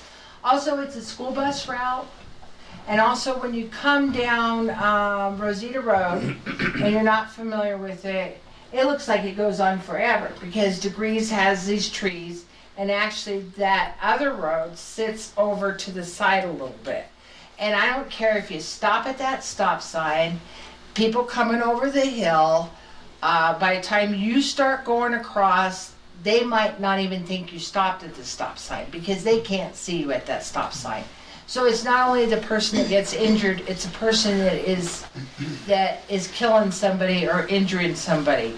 We talk about the person that got injured, but the person that hit him also lives with this for the rest of their life. Plus, another thing is that I know that the county road and bridge is coming. Most of the time, the landfill and the gravel pit are right next together. So most of the time they're empty coming that way. But if one of those boys or girls miss a gear, it's not 8 seconds to get across that intersection. It takes longer. And you don't even want to stop when you're loaded on the east side, because there's a little incline and you can't get enough momentum to get up that hill. So you're better off just to run that stop sign. Running. If you're loaded. What was your name? Jackie, you said You serious? roll down your window every time and listen. Yes, that's the only way, and you hope that you can hear somebody with those rumble strips. Right. Yes. Chief Shy. Yeah, I want to recognize the fact that CDOT did put a lot of money in down there. I was around when that was happening, and that was a cooperative county project for power district. I spent some time with him riding around looking at some of these things, but a lot of it alleviated highway traffic problems. They put in the XL lane for the turn lane, they put in the decel lane to turn to the west, took care of some highway problems, but one of the issues there is what she mentioned is the geometry, the intersection. The two approaching roads on either side really don't line up exactly. So there's a little bit of confusion and time right there. There's a little bit of hesitation when crossing that intersection if there's somebody westbound that's going to cross also. So this 8 seconds is something that Gary is, he talks about that being a problem. It's rarely 8 seconds. It's a lot more with those big trucks. You talked, Dick, about the incident out to the north with Clark. Between the time Clark was killed and we buried him, CDOT was making their annual report to the commissioners. And they came in and we talked about that, and as a cooperative county project, the county earth movers removed the dirt from that corner to increase that visibility. The owner gave permission for that. CDOT redid the fencing, and we provided flagging during the process of them building that. Well, that only took 45 days. And for a CDOT process, that is an absolute miracle. 45 years is some of these intersections have had problems. But what I'm getting at is that CDOT was capable in a difficult situation to accelerate some of their own process. We had the cultural assessment done in 4 days after we decided to do it. That particular intersection was an example that the CDOT administrator, the top dog in CDOT, used in the presentation to CCI at their winter conference of local cooperation on projects. He used that project as an example. Those are the kinds of things that can be done. So as far as the CDOT process goes, you gentlemen all know how complicated your own process is. And for good reason in a lot of cases, there's studies and so forth. But the studies have been done on this particular intersection because some of the fixes that you've already done, and I commend you for that, they've worked in some respects, are already available. You know, we already know what's going on. When we talk about the anecdotal problem of the near misses, we all see those. That doesn't get reported. So none of those things get into the record. And it doesn't mean that they're not true. It just means that they didn't get into the record. They're not part of the statistics that you base your improvements on. I believe safety money was actually used in the corner out for Clark for the cost of that. And I think safety money also took care of part of the Rosita work that's already been done. I would see an opportunity for the county to improve that alignment because those are county roads.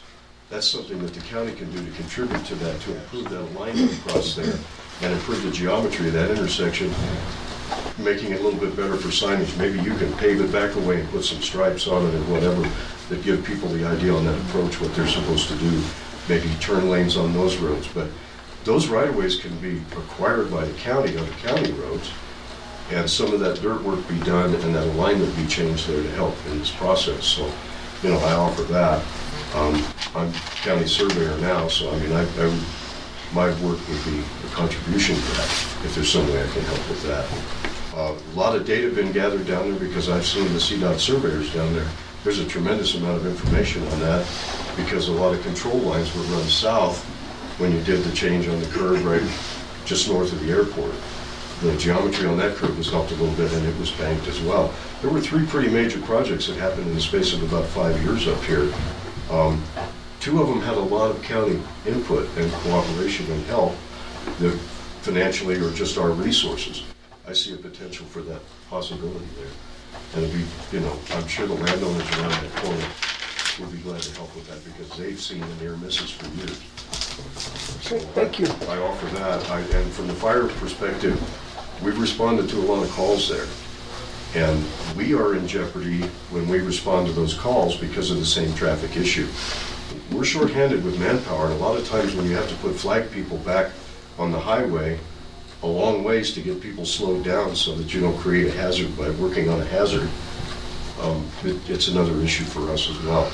There isn't a lot of room in that bar ditch to do our work if we can get somebody off of the road. So these are all considerations that we have because we all wear lots of hats here, but the help is here locally. I know you get a contribution from the road and bridge if you need a bit help on this. It's something we can do.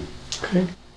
Before I turn it over to CDOT for comments or discussion, I want to ask if there's any other public comment. Mr. Halpin, anything you want to add that we haven't talked about? Or No, it's pretty well covered. As the trooper, I've covered 1 fatal at that intersection and 3 serious injury crashes. I covered 6 fatals at that 6-mile curve, and I actually wrote a letter to CDOT and rode with an engineer as a trooper, an accident reconstructionist, to get that project started. So, you know, those things can be done, and unfortunately, we count how bad the need is based on how many people have been killed there. And I think that's what forces the necessity, but it's kind of counterproductive. I mean, we see the need, the problem's there, and we just have to move forward and how we're going to fix it. Mm-hmm. So I'd like to add something at that point if I could. Go ahead. First of all, I prepared a statement and submitted it to the commissioners because I've been there for a long time and I've seen the changes. We used to have cattlemen drive cattle down Rosita Road and over onto Schoolfield at the right time of the year. And now that would be such a foolish thing. It's really hard to emphasize how much things have changed and how fast and how many people are driving on Highway 69. And from that perspective, I really think the biggest challenges are related to the traffic on Highway 69. We've talked about the northbound approach to the intersection. But I've also seen southbound coming in the intersection, folks who don't know that area, they think the left turn lane is the through lane to continue on. And I've seen them move in there, and I'm just waiting for these terrible accidents to happen, not to mention the horse and buggy. So I'll say this. I don't know how far we have to go to truly fix the problem, but I think immediately we need yellow flashing lights with the signs. Some of the signs need to be larger. The horse and buggy signs are very small and pretty far off the road. You don't really notice them unless you're really looking for it. If I have this correct, the intersection sign coming northbound, it says 1500 underneath the cross, the intersection sign, but it doesn't say 1500 feet. It just says 1500. So if you don't know where you are and what it's about, you might think that's a county road or something. You don't know what it is. And there should be a yellow flashing light on those intersection signs, which are not big enough. So I would strongly suggest, and I'm very concerned, that we get yellow flashing signs or flashing lights on the signs as soon as possible, and then consider what else has to be done. Okay, thank you. Other comments? I know personally, I just last week was headed southbound, and nearing that intersection there was a pickup and a livestock trailer getting ready to make a right-hand turn. Two vehicles passed that vehicle on the left and kept right on going. I didn't believe they thought it was a turn lane. They just said, hell, I'm not slowing down. I'm going around them, because you've really got to slow down a truck and a 25-foot trailer. So I just thought, Lord, it is just a matter of time before we get tangled up in something like that, just because they are making a right-hand turn off of the through lane, because there's not a turn lane there. So it's just, we're just begging for some more tragedy at that intersection. I understand that probably we're going to end up talking about money today, but when we do, I will probably be the first to try to interrupt and ask you what CDOT's budget is this year statewide. It's over $4 billion. So I'm going to be hard pressed to say, yeah, we're forget it because of the money. What is the CDOT budget this year? We would take the $4 billion.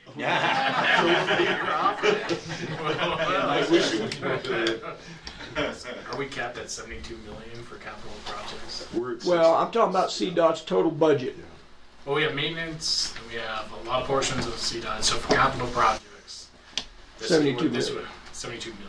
Is that right? 67 million. 64 this year, 64 next year. That's just in Region 2, so that's 14 counties. Most of that's going to surface treatment to maintain the roads. CDOT's budget out of the state budget is how much? Out of the state budget, it varies from about $1.5 billion up to, in some cases, it's $2 billion, depending on which legislation is passed. Okay. So if we're fortunate to get some temporary legislation, it can go up and down, but it's been as low as $1.1 billion. But again, like Jason said, a lot of that funding is going towards maintaining. Most of it's going to our asset management program to just maintain what we have. So we're challenged with funding issues. And in all fairness, We really are. what we're talking about doing out here would be capital. It would be, yeah. Not maintenance. Not maintenance, correct. Could I ask a question? Go ahead, sir. Has the state set aside special funds for, let's say, for example, the Front Range, where a lot of urban congestion has built up and they know that they have to put in new roads, new projects, just to deal with the fact that the demographics have changed?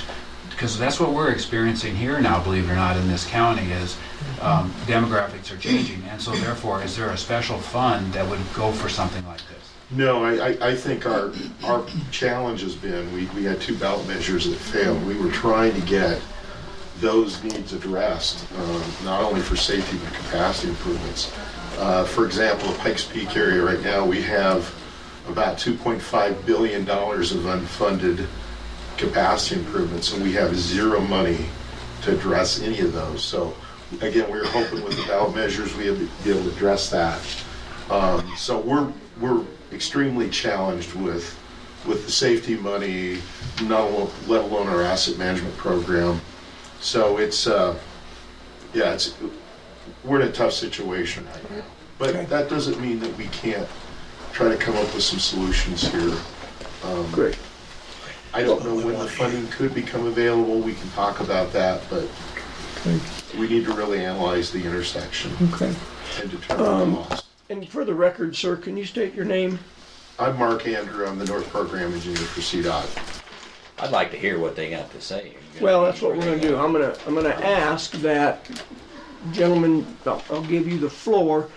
You've been very patient. I appreciate that. You came here to listen. I know that, and so I appreciate the fact that everybody had their comments. And what I would ask that we give you the floor and try not to interrupt you with questions while you're doing that. Maybe we can have questions afterwards, but I would like to give you the opportunity to speak on whatever you feel like needs to be discussed. So I'm going to turn this over to Jason. Jason's our traffic program engineer for the region. But I'd like to say I really appreciate the invite. It's always concerning when you hear the number of fatalities and you hear multiple fatalities. So we do care about that. We're concerned about the flagger that was killed, the truck driver was killed. That was on our project. So I'm aware of that hill coming into that project, and I think we don't know what caused that accident, but that hill coming into that work zone was the first thing I noticed. Again, we're going to have to analyze the profile of that hill, but so we're really sensitive to that. I'd like to add too that we did include a ballot measure project to go from Gardner up to Westcliff to do shoulder widening and safety improvements, but as you know, the ballot measure failed. Again, we're trying to get around $20 million to do safety and shoulder widening. So we're trying. I mean, my concern is that section where we left off with the shoulder widening down North Creek Road. I think that in driving the roads with Kit, kind of pointed out some of the areas that he's concerned about, we're concerned about. So I mean, we do have a challenge in front of us to try to address these safety issues. So with that, I'm going to turn this over to Jason. You can talk more about the statistics and what we can cover with the accidents. All right, thank you. And I would ask Mr. Lynch if you could return to your seat. Maybe we could ask Jason if you want to come up. Probably should have stated this earlier, gentlemen. We are live streaming all of our BOCC meetings, and so might give you an opportunity, one, to be seen on camera and maybe That's not flattering. a little better. Hey, thanks for coming. No, thanks for inviting We really me. appreciate it. Thanks for being here.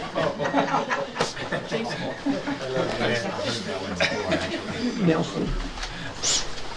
So no, I think you guys had a lot of good feedback, so I don't think we want to comment directly to it. I think that's stuff we need to take back and take a look at. I do want to say that the county commissioners did reach out to us, and we're partnering with the sheriff department and CSB. So we're really working collaboratively to see what we can do and what are the real problems there. So it's a little early to say, because there is a disconnect between CDOT's accident. We lagged 2018. So we have up to 2017, so we kind of rely on CSP to fill in the gaps, and so working through that process right now. So I think there is some low-hanging fruit we could probably address. I think it's really good to know that people are kind of using the left lane as a pass-through. So I think we can change the striping and signing to help that. I think the advanced intersection warning sign, we can blow that up and we can add feet. I agree, 1,500 is kind of odd. So, I mean, there's some low-hanging fruit we can go after pretty quickly without coordinating with anyone. So this is all good feedback. So I think we'll continue to partner and see what we can come up with. Lighted signs are not low-hanging fruit. No, they're very, so I have mixed feelings on them.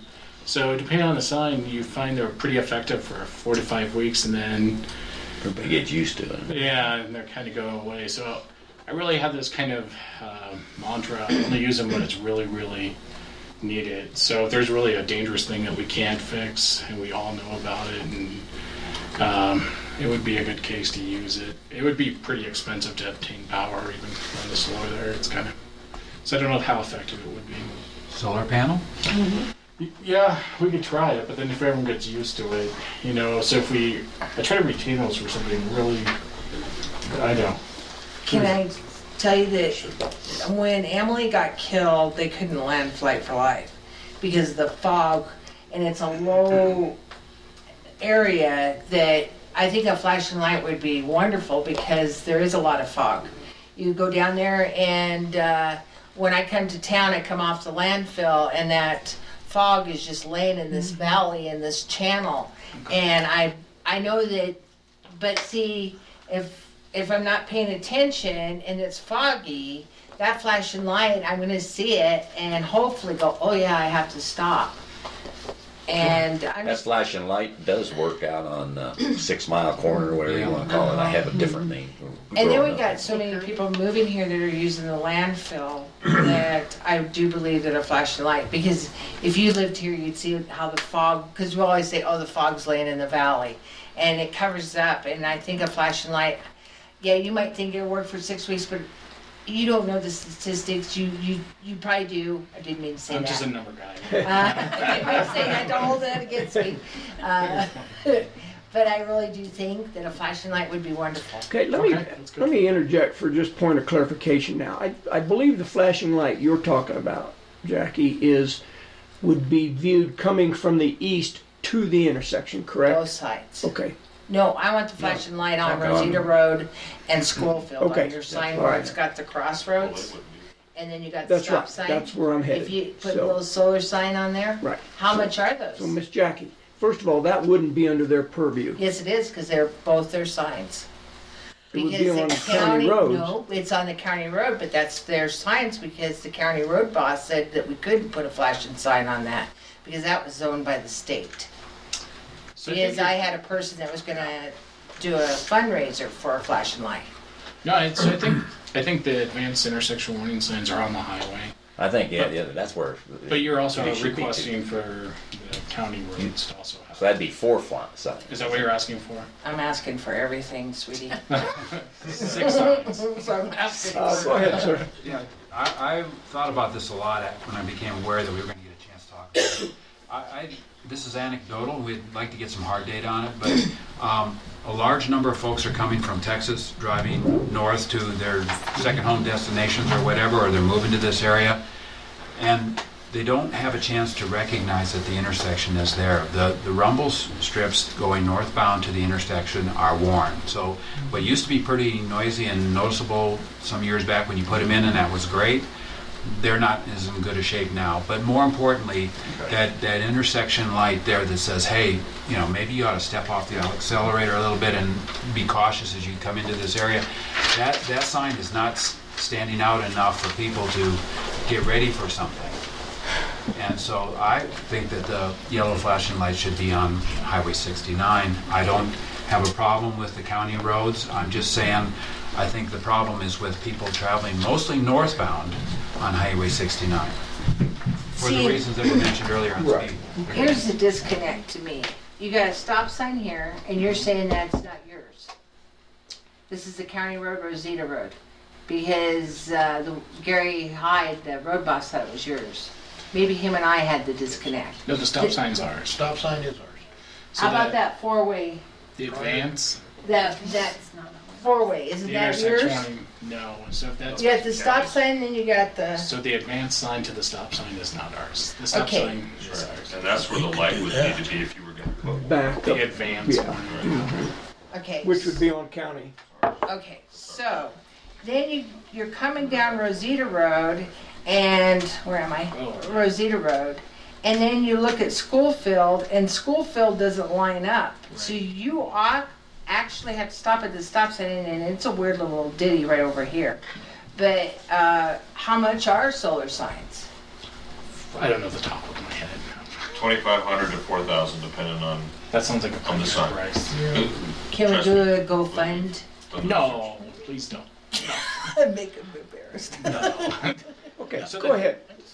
So Question. Shannon, do you have data on the tickets that you write as far as them being locals versus non-locals. Sure, I mean, I Because if couldn't tell you you're- off the top of my head, but I could say it's probably 85-15 out, not local versus local. Which, you So know, that's pretty 85% not local? correct. So that would kind of contradict the whole they're gonna get used to it thing.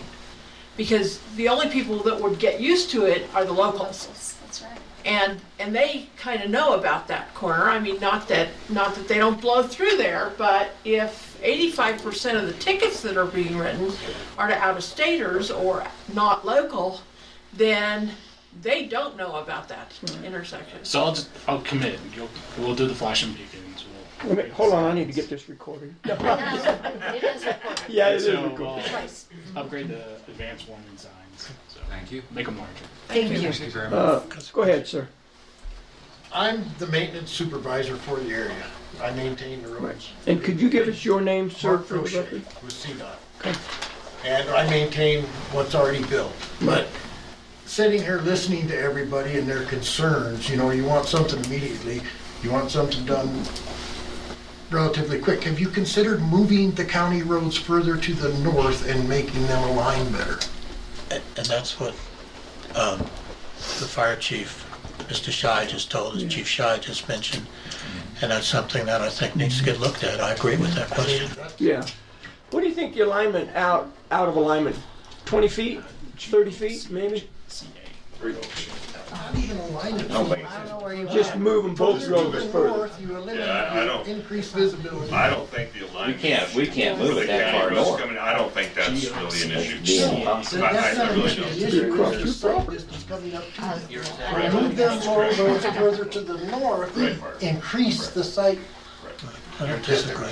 Can I make a comment? So, and Mark's right, let me interject here, what we do when we have a safety issue like this, we go back and we look at what kind of funding we can generate to go to this project. So keep in mind that this project here, there's 10 like it that are unfunded too, Right. where we've had similar situations. So what we have to do is we have to spread that money to the highest priority.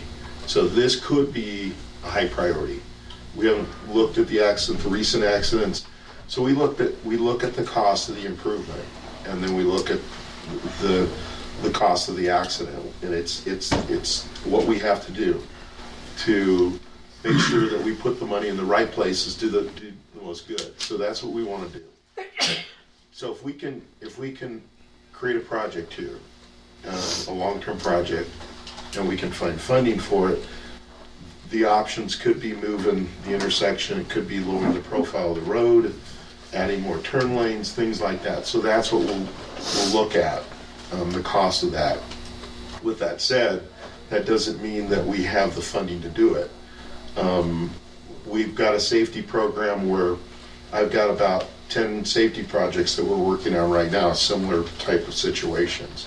We've had more fatalities. So we'll see what we can do. And we'll get back to you in terms of what that looks like. But again, we want to put the money where we can do the most good. And I'm not saying that this isn't a viable project. It very well could be. But it's going to be challenging for us in the climate we're in right now. But in the meantime, you can take some initial quick absolutely. things, which will help, like the flashing sign. And so I'll expand. Mark's right on, hit the nail on the head. So we do have safety funds, but I think we're going to do maybe a possible call for projects for locals, and so there's a matching requirement. So I think that'll be part of our partnering effort. We're going to look at projects and funding, and what we can help you guys get, and what we can kind of swing. Okay. So. Commissioner Prince had a question or comment? I think it was kind of just addressed, but I'd just like to reiterate. First of all, I'm absolutely amazed, and I thank you. I did not expect you to say, here's what I'm willing to do today, and you committed to do it. I thank you for that. I didn't expect that. I really appreciate it. I'm sure the people in the audience do too, and anybody at home. The whole county appreciates immediate action. And I appreciate what Mark said about looking at this long term. I understand money and lives, you know. You got to put your money where you're going to make the most bang. To us, the most bang is our county, of course, and not that we don't care about lives elsewhere. But what I really want is, and I think you alluded to it, so I may be just reiterating, I really would like you, CDOT, to look at the height of this berm, this hill, because it sounds to me like that would really solve the issue. I mean, aligning the road would certainly help. I don't disagree with that. Flashing signs are certainly going to help. But the real solution, what I think I'm hearing from the professionals, is the line of sight is not good. So if you would come back to us and say, here's what we can do, here's what we can't do, but at least I know that you looked at it. And I agree with the fire chief when he said a cooperative is possible. We have road grading equipment. Maybe we can assist in this. Maybe we can matching funds in terms of doing some of the work. A cooperative is fine. I really don't care how it gets done. I just don't want any more people killed. So that's what I'm really concerned about. So, and I really appreciate the attitude and you guys coming here and talking to us and helping us with this problem. And I'll commit to that. I mean, we will look at it. We'll look at the cost of what it would. We may even do a little bit of surveying to try to look at what the cost would be to lower that profile. The impact of to the right of way adjacent to the CDOT right of way, and then look at alternatives for relocating the road if we need to. But we'll be in touch with whoever we need to look at that alternative. That's wonderful. Thank you very much. And again, you know, we'll see what we can do to fund it, and it you know, it's eventually if we get funding, we're going to be successful. The best projects are the kind that we do partner with. So we've had success with those type of projects. So yeah, we welcome those opportunities. We would look forward to that, and thank you for that commitment. You know, I wonder how much work CDOT does that people don't know about. They might drive by and see some guy standing out there with some stick in his hand and blow on by and go, okay. I wonder if we couldn't do ourselves a lot of good by publicizing whatever efforts CDOT does. If you send a crew up here to survey that, if we could know that and tell our citizenry, hey, we're working on this. If we don't do that, they'll never know, and I'll guarantee you these things will keep ringing incessantly. And you'll get me surprised that you're here. because the perception out there is that we can talk till we're blue in the face and CDOT is not listening. Right. Obviously you are, and we appreciate that. May I ask, you said you would start looking at this. When might we expect to hear something back from you? You know, without a survey, it's hard to say. I mean, we'll have to see if we get our surveyors out there. Maybe we can do some aerial in combination and try to just come up with a very rough estimate. But I think we can do that within a few months and see what that cost would be. Yeah. Obviously, that would be the first step. And just like you said, it would be good to let the public know that you do listen, you know, and look at the other projects, that things that actually happened. I haven't seen a real bad fatality where Clark got killed. After that, of course. So if anybody's interested in current projects that we're working on, we do have a list. We do have a website that we show those for each calendar year. We've got a construction map that we put out what we're working on. So I'd be happy to share that. I know we've got a surface treatment project north of West Cliff that we're working on that we'd like to get under construction next year. We're probably not going to have the funding to do it. We'll probably have to wait the following year to construct that. So we are working on another overlay on Highway 96 outside of Wetmore. So that's about a $20 million resurface to go from, I think it's West Cliff to Wetmore. And that one's not funded right now. So we're putting it on the shelf. We're saying it's ready. If we get money, we'll do it. But we're trying to stay ahead of the money if we can. You say you were doing 69 north? 90, yeah, 69 from West Cliff up to Hillside. Right. And I'm in maintenance again, and I can do my projects without needing a whole lot of approval. And I've got 96 going to be getting chip sealed. We're going to be working out on 69 chip sealing and trying to preserve the life of the asphalt. So I know when I came here 5 years ago, 69 was in terrible condition. and it has improved tenfold. And that's been my goal, and I'm achieving that, so. And I agree. But we're gonna get flashing lights. And what do you think the drop dead date on that would be? Well, I have to order them. Okay. Some rough customers here, Jason. So I have to drill bases. Well, no, I don't. You know, It's gonna take me. Can you give me a month? yeah. Again, if we can publicize those kind of activities, publicize a surveyor out there, just so we can show our citizens we are moving forward. CDOT is very cooperative. Because 99% of this county, that could happen, and they wouldn't know it. And they will continue to squall and carry on, understandably so. But if we can show them what we're doing, I think it'll make a huge difference. I want to ask a question. Really appreciate you guys being here. I know you got to feel like you're a dartboard. Cooperating. But at the same time, we'd be remiss if we didn't ask who we need to be squalling at besides you three. Yeah, I get it. If the money's not there, the money's not there. But I appreciate the comment. Feels like a dartboard, but that's our job. But so it really is myself and Jason and Mark, our director Karen Rowe.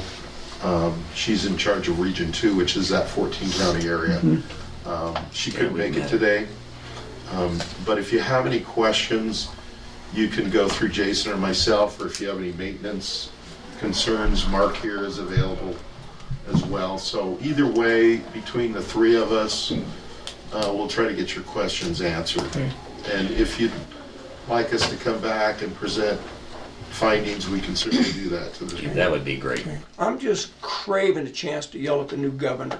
Should we do that on this deal, or shall we wait? I just need a little ammunition. Just wait. Okay. All right. Yeah. Yeah. I don't want to yell too soon. Yeah. Okay. You stay. I think you understand how to Wait till operate. we get the lights up first. That's right. That's my new boss, so I'd appreciate it. Okay. Tell him I said you guys shouldn't turn. I already know his answer. I hear Raise what taxes. you say, but it doesn't change my desire to want to yell at him. So, but I will hold off. How's that? But really Sheriff's got a appreciate it. question. Yeah, I was going to ask if you guys needed some of this other documentation. I have extra copies.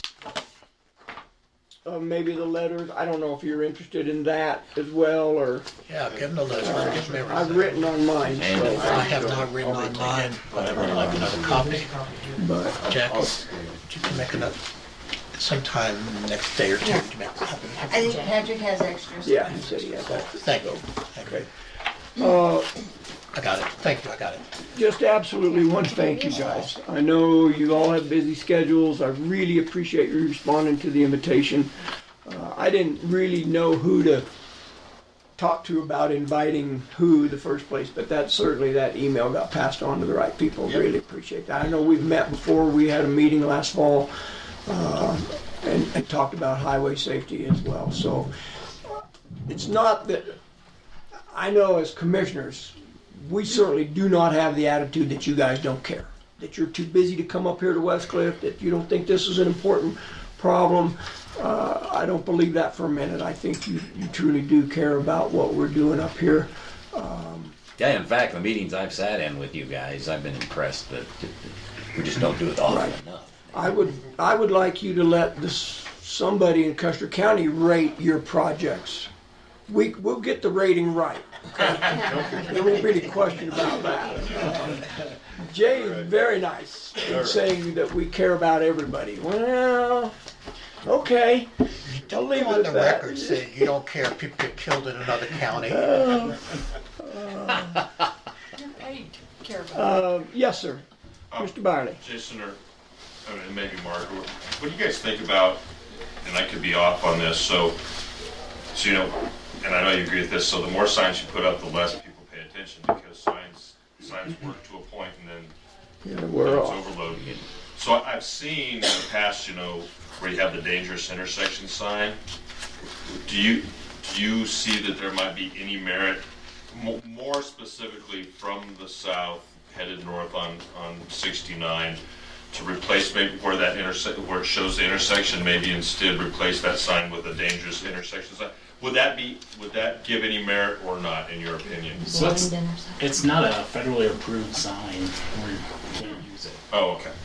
Okay. Okay. What about a blind Well, intersection? that answers that. Dangerous intersection. I've got it on my agenda. I'm gonna get them rumble strips cleared out so they start making more noise. Yeah, and make them a little further back south. And I can do that. Yeah.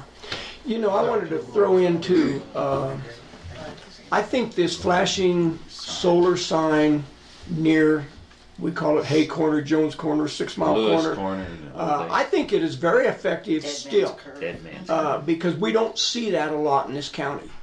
Even the locals, to me, I notice it every time. I notice it in my rear view mirror when I go through there looking in my mirror back to the east. I think it's very effective. I'm still surprised there's a stop sign on Main Street. There's a lot going on that intersection. How about lowering the speed limit very quickly? No. Because that's the problem. Can you do that? No, not quick. So here's a dartboard, right? So we apply our speed limits very consistently throughout the state. And so the way we do it is we hide behind a bush and kind of free flow times when it's not congested and people are driving what they feel naturally and they're feeling uninhibited by traffic or other things. And we capture that speed. And so we capture a big log of speed and we see what 85% of the people are driving. And so that's bad news if we do a speed study on the 25 mile an hour lane and everyone's driving 45.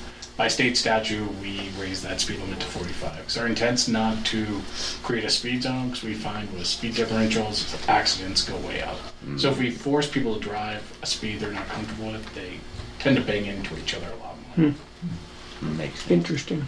I know, sorry. But right before that is 55. And then when you're down there by Rice's, the speed limit's 55, Right, and then all of a sudden you come around those curves and you're up to 65. Yeah. So we can do a speed study at the commissioner's request, but then there's that sign off warning if it comes back higher. But we would never sign it higher than 65. Right, right. Yeah, so we wouldn't be risking going up to 70. No, not too late. I think we'd certainly be interested in doing that. It doesn't make sense to me, common sense, to be at 65 coming around the curves, and then as you come up around the hill now, or 55, and then you come up around the hill, now all of a sudden it's 65, and it's a blast into town. And obviously That's why it's a 65. You come out of the curves, which is a dangerous narrow, and now it's a straight lane. Right. And I would argue that we come out of some sort of dangerous curves into a very dangerous area at that intersection, and you guys know that. So how close is the change from 65 to Rosita? The change from 55 to 65? So where's the speed limit sign in? Within a mile. It must be there by the shooting range somewhere. Yes, down by the bus. So the 65 is by the shooting range. Right. The 55 is Clear back below before- Dave Rice's. Right, so it's 55 up to the shooting range. Right. Uh-huh. And then it kicks up. So We can common just switch. sense, it doesn't make any sense when you look at that, if you know that intersection's there. That's the thing. But anyway, I would just request, one, if we need to do something about a speed limit study there, I think we would be behind that. Secondly, I'd really like to see move forward, and I agree with Commissioner Prince, the nemesis to me is that line of sight and that roadway being so high. And I get that people say, well, that's too much money. I want to ask them, tell me how much money. You know, if we could know that, then... What's too much money for a child that's been killed? And that's the right question. And then the question is, the money can be offset by some work the county may be able to do. It could be a joint venture. I mean, look, if we decide it needs to get done, it's going to get done somehow. Okay. And then, yeah, they have a lot of things to look at, like the turn lane that you put in. Right. You're a sitting duck. Yeah. Yeah, and that's low-hanging fruit. I think we can change the stripe there. Yes, sir. May I make a suggestion that we also look into what SoundGrade and Crystal Electric is going to be doing on that intersection? Because they talked to me a couple years ago and they were planning on putting a big power line up from Schoolfield right up along Rosita. Right. So if we're talking about making changes to the intersection, then we have to understand what they think they're doing. Great point, thank you. Very good. Okay, I'd like to close out this portion of the agenda. Gentlemen, again, thank you sincerely for being here. We appreciate that. Okay, without objection, we'll be in recess for 5 minutes. Okay. Commissioner meeting will come back to order. Our next item of business is airport bylaws. Mr. Jolly is here. If you have any questions, I would move that we approve the bylaws for the Silver West Airport Board. Right, second that. Been moved and seconded to approve the bylaws. Discussion? I read those, and I guess the only question I had was, were there any changes to the previous one? I didn't compare them side by side. I read the one that was submitted. Okay. Yeah, this is our second reading, actually, of Yeah, it this. is. But your question still stands. I know we looked through the original one, then you went back and changed it and came back, so. Right, and Can you speak to that? it did not have anything concerning us working within our budget. Now it does, and the ex officio Right. language was added. Got it. That's And all I I had. thought Thank you. you cleaned up quorum, but I'm not sure about that. Did you change the number? I can't remember the people. I think it was 7, and then It's there's, been 7. Yeah, It stayed 2-7. Right. but you also said you could have as many ex officio Right. as you Right. choose, Right. which is fine, and they're all non-voting. That's I correct. remember that. That's correct, yeah. Ex officio, I'm good with non-voting. it. I think it's well done. Another term for volunteer work. Help. Yeah. Yeah, Yeah. I did not do side by side on this second go around either. I did on the first reading of it, but The only thing that changed on the second was the ex officio, okay. because you asked that we add that. Okay, and that is under section 3, number 1. In addition, others who may show interest can serve as ex officio non-voting member of the board, appointed by BOCC. Okay. Further discussion? Hearing none, we'll proceed to vote. All in favor? Public comment. Oh, public comment, sorry. There's not much public left. We'll proceed to vote. All in favor, say aye. Aye. Aye. Pose nay. Motion carries. Your bylaws, sir, have been approved. Would continue to ask we do have another issue I'd like to talk about while you're here, actually.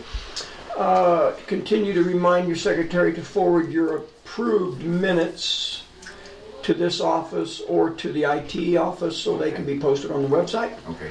And then I want to just have a quick conversation, gentlemen, if you don't mind, with Mr. Jolly, and that is pertaining to your vacancy right now, technically, of a treasurer.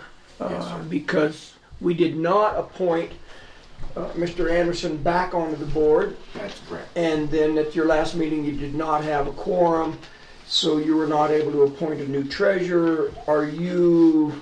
Is the board intent to have Dallas continue to be the treasurer until you get someone appointed?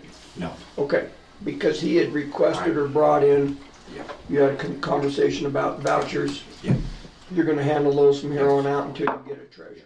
Okay, so we don't need to move forward. I'm going to go. Okay, Talk to the treasurer. okay, so we're good. Yes, sir. Okay. I'm assuming you'll have a treasurer forthcoming I hope if we have a at your quorum, next meeting, we can vote on if it. there's a quorum, yeah. Okay, all right, perfect. Anything else, gentlemen, airport? All right, we're good, thank you. We will move forward. Our next item of business, consideration. Oh, wait a minute, one second, Tom. We do need to get Lynn or you or whoever, we talked about it, but we can get with Brenda before she turns into vapor, to talk about it, getting that grant started. Okay. Okay? We'll talk about it all. And we can talk to Christie and to the CDOT aviation guys, so get everybody turned. Can do. Okay, good. Next item on the agenda, consideration of the VSO vacancy announcement. Obviously, this was designed to be subsequent to a workshop that did not occur, so I would say we could probably drop this from our agenda, bring it back later.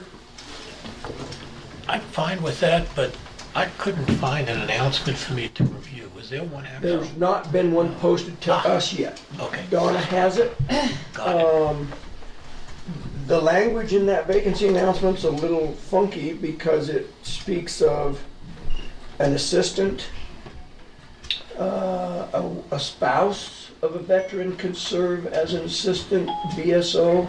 My conversation with Donna was, I believe the commissioners were after a full-time VSO officer. And that's it. That was what our Yeah. direction was. Now, if we can't find that, then there are alternatives. But I didn't think we wanted to jump on the Oh, alternatives you don't want first. to muddy the water up Right, front. and I'd just like to mention my conversation with Don about this is that we do have several applicants for this position. And,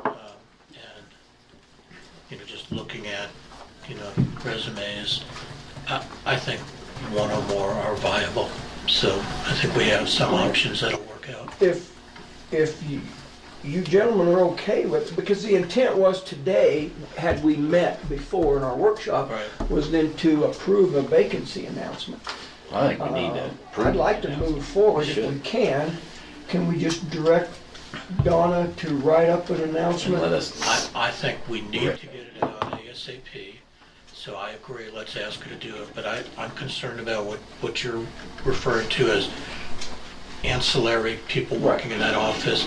I think if we hire a full-time professional, and that professional comes to us and says, I would like to have an assistant, then we could discuss it at that time.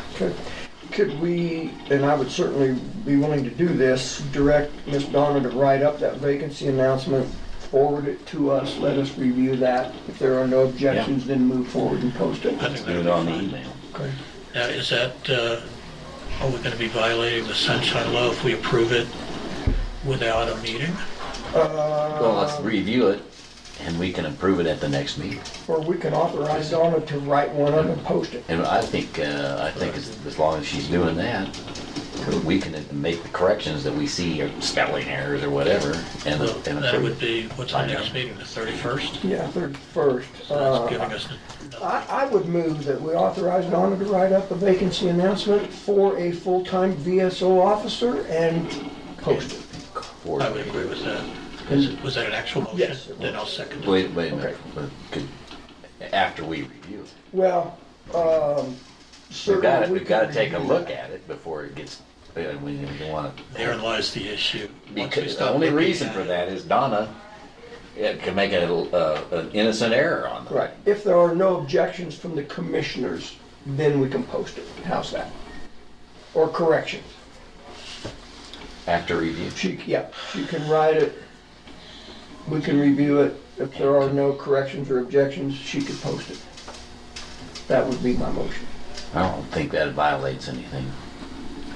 Okay, so what we're going to do is just give her the authorization to do it, and as long as we're not Coordinate it amending with it, us. Right. then she could post it? No. We have to look at it first. No, that's what I'm just saying. Okay. We All look right. at it as long Yeah, as we don't okay. have any amendments. Review it, and if there are no changes or amendments, then she has the authority to post Sure. it. Would that be, is that acceptable? Yeah, nothing Okay, wrong with that. Good.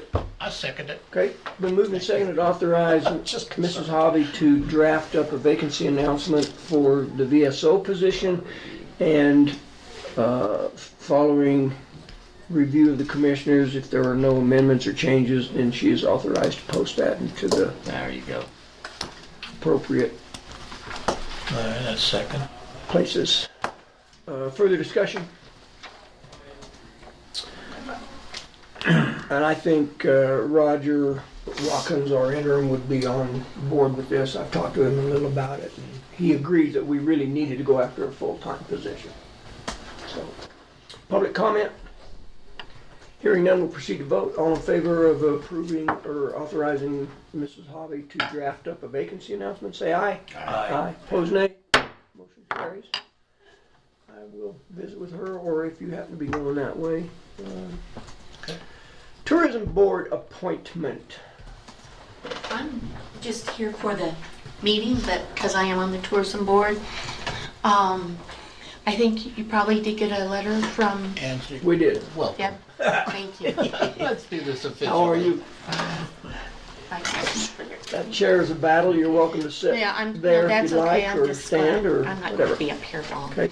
Yes, So we you did did- get that Okay. recommendation. And, you know, I just want to reinforce that. I'm happy he's from Wetmore. It gives tourism board a broader aspect and a different light on things because it's not just the Wet Mountain Valley, you know. So I think he's going to be able to diplomatically kind of What's his name? Bob Swanson. And his resume speaks highly. I mean, the expertise that he has, so it's great. I think the people that are here in the audience happen to be past tourism board members. I move that we appoint Bob Yeah. Swanson to the tourism board. I'll second.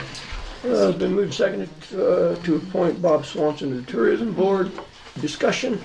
I would like to just make one comment if I can. I reminded him, because he's a professional videographer and a professional photographer, I did remind him, and he was okay with it, that no sitting board members are entitled to be paid for any work they do for the county, and he was fine with that. I just want to make that comment.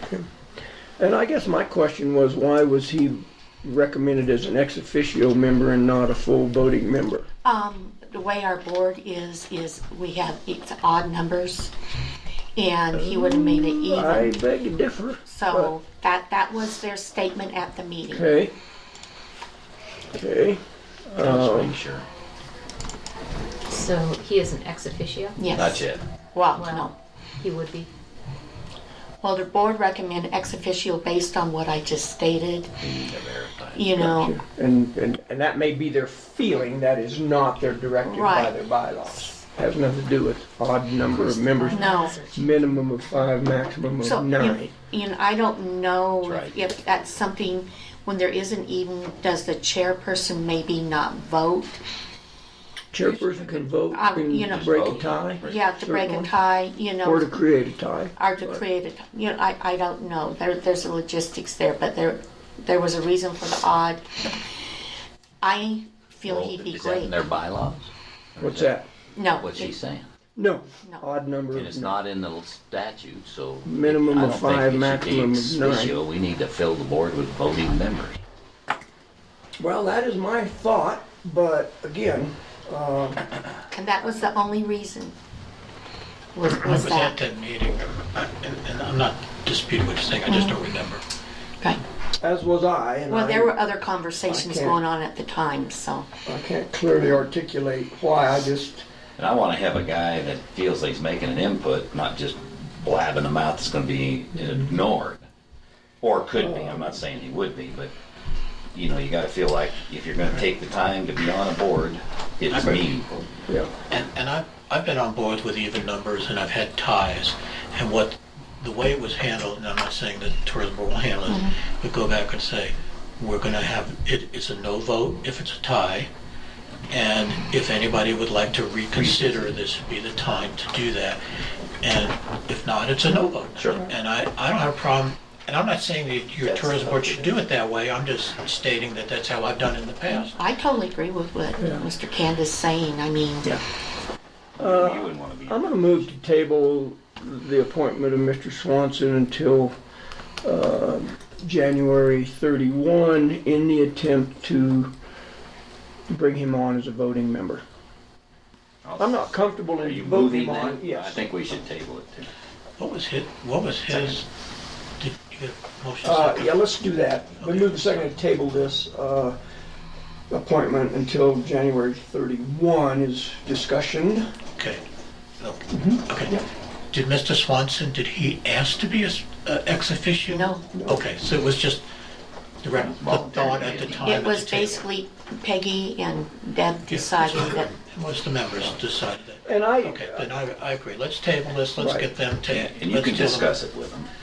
Yeah, you're full-fledged Yes. member. And my intent here is exactly what Commissioner Kanda articulated, and that is to put full voting members on that board so that they can function. And really, I think right now, if he were an ex officio, I believe you only have 3 voting members. I don't think that's enough. No, we have 5. Who would that be? Peggy, Debbie, Charlie, Debbie, yourself. Charlie, myself, and Jenny. Oh, Jenny. Jenny Anderson. She was appointed. Right, that's true. She was So So we have 5. Yeah. So if he was number 6, if it was a 3-3, Then it's you a guys no vote. can come up with a plan Come on up how with you want your, to handle You it. don't have to come up with a plan. The chairman votes in the case of a tie. That's all there is to it. But she's already voting. Well, if she's a voting member, then So true. they could come up with another Yeah. procedure that they agree would be either no is a I no, think or we it's leave a it to table them. until next time, or something happens. And then that's something that probably we come back for approval for you because it would be a change. That's the other thing bylaws. that could be done. We've Right. got a tie here. What do you want us to do, commissioners? Yeah. Do their bylaws say they operate under Robert's rules? Yes. Then the chairman doesn't vote unless it's a tie. Uh, Is that true? I don't know. Speaking to the person who knows he's been Robert's rules voting all better along. than anyone. Those rules can be implemented in boards that the chairman can vote. If it says in their bylaw the chairman is not a voting member, then exactly. And it doesn't say that. Okay, If so the- I have another question. Okay. You know, there was a big brouhaha at one time about what qualifies as somebody who is in the tourism industry that can be on that board. Is photographer, videographer under that umbrella? He also I'm does not marketing. I'm not trying to be If he's difficult. made a living or works in that, or some, I'm not trying to be difficult. I just don't Gain want to in go the down a road that you guys have I agree. worked hard to get off of. Square it up. Let me read, this has not been approved yet, although what I'm about to read is really, the major intent has not changed. Some of the language has changed a little bit. But effort will be made to secure tourism board applicants who have past or current management experience in tourism-related industries. Examples include, but are not limited to, attractions, retail, performing and fine arts, outdoor recreation, hunting, and hospitality.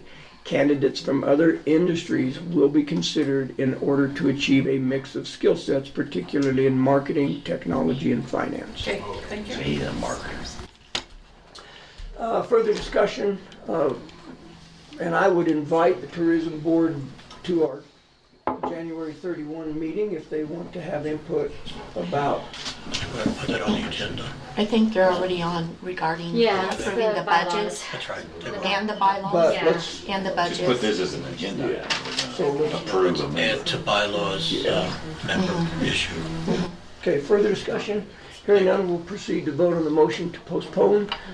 All in favor say aye. Aye. Aye. Opposed nay. Motion carries.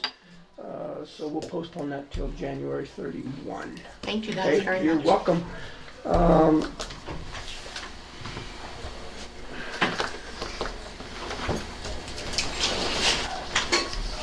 Wow, why did I think we were looking at their No, bylaws. bylaws? No.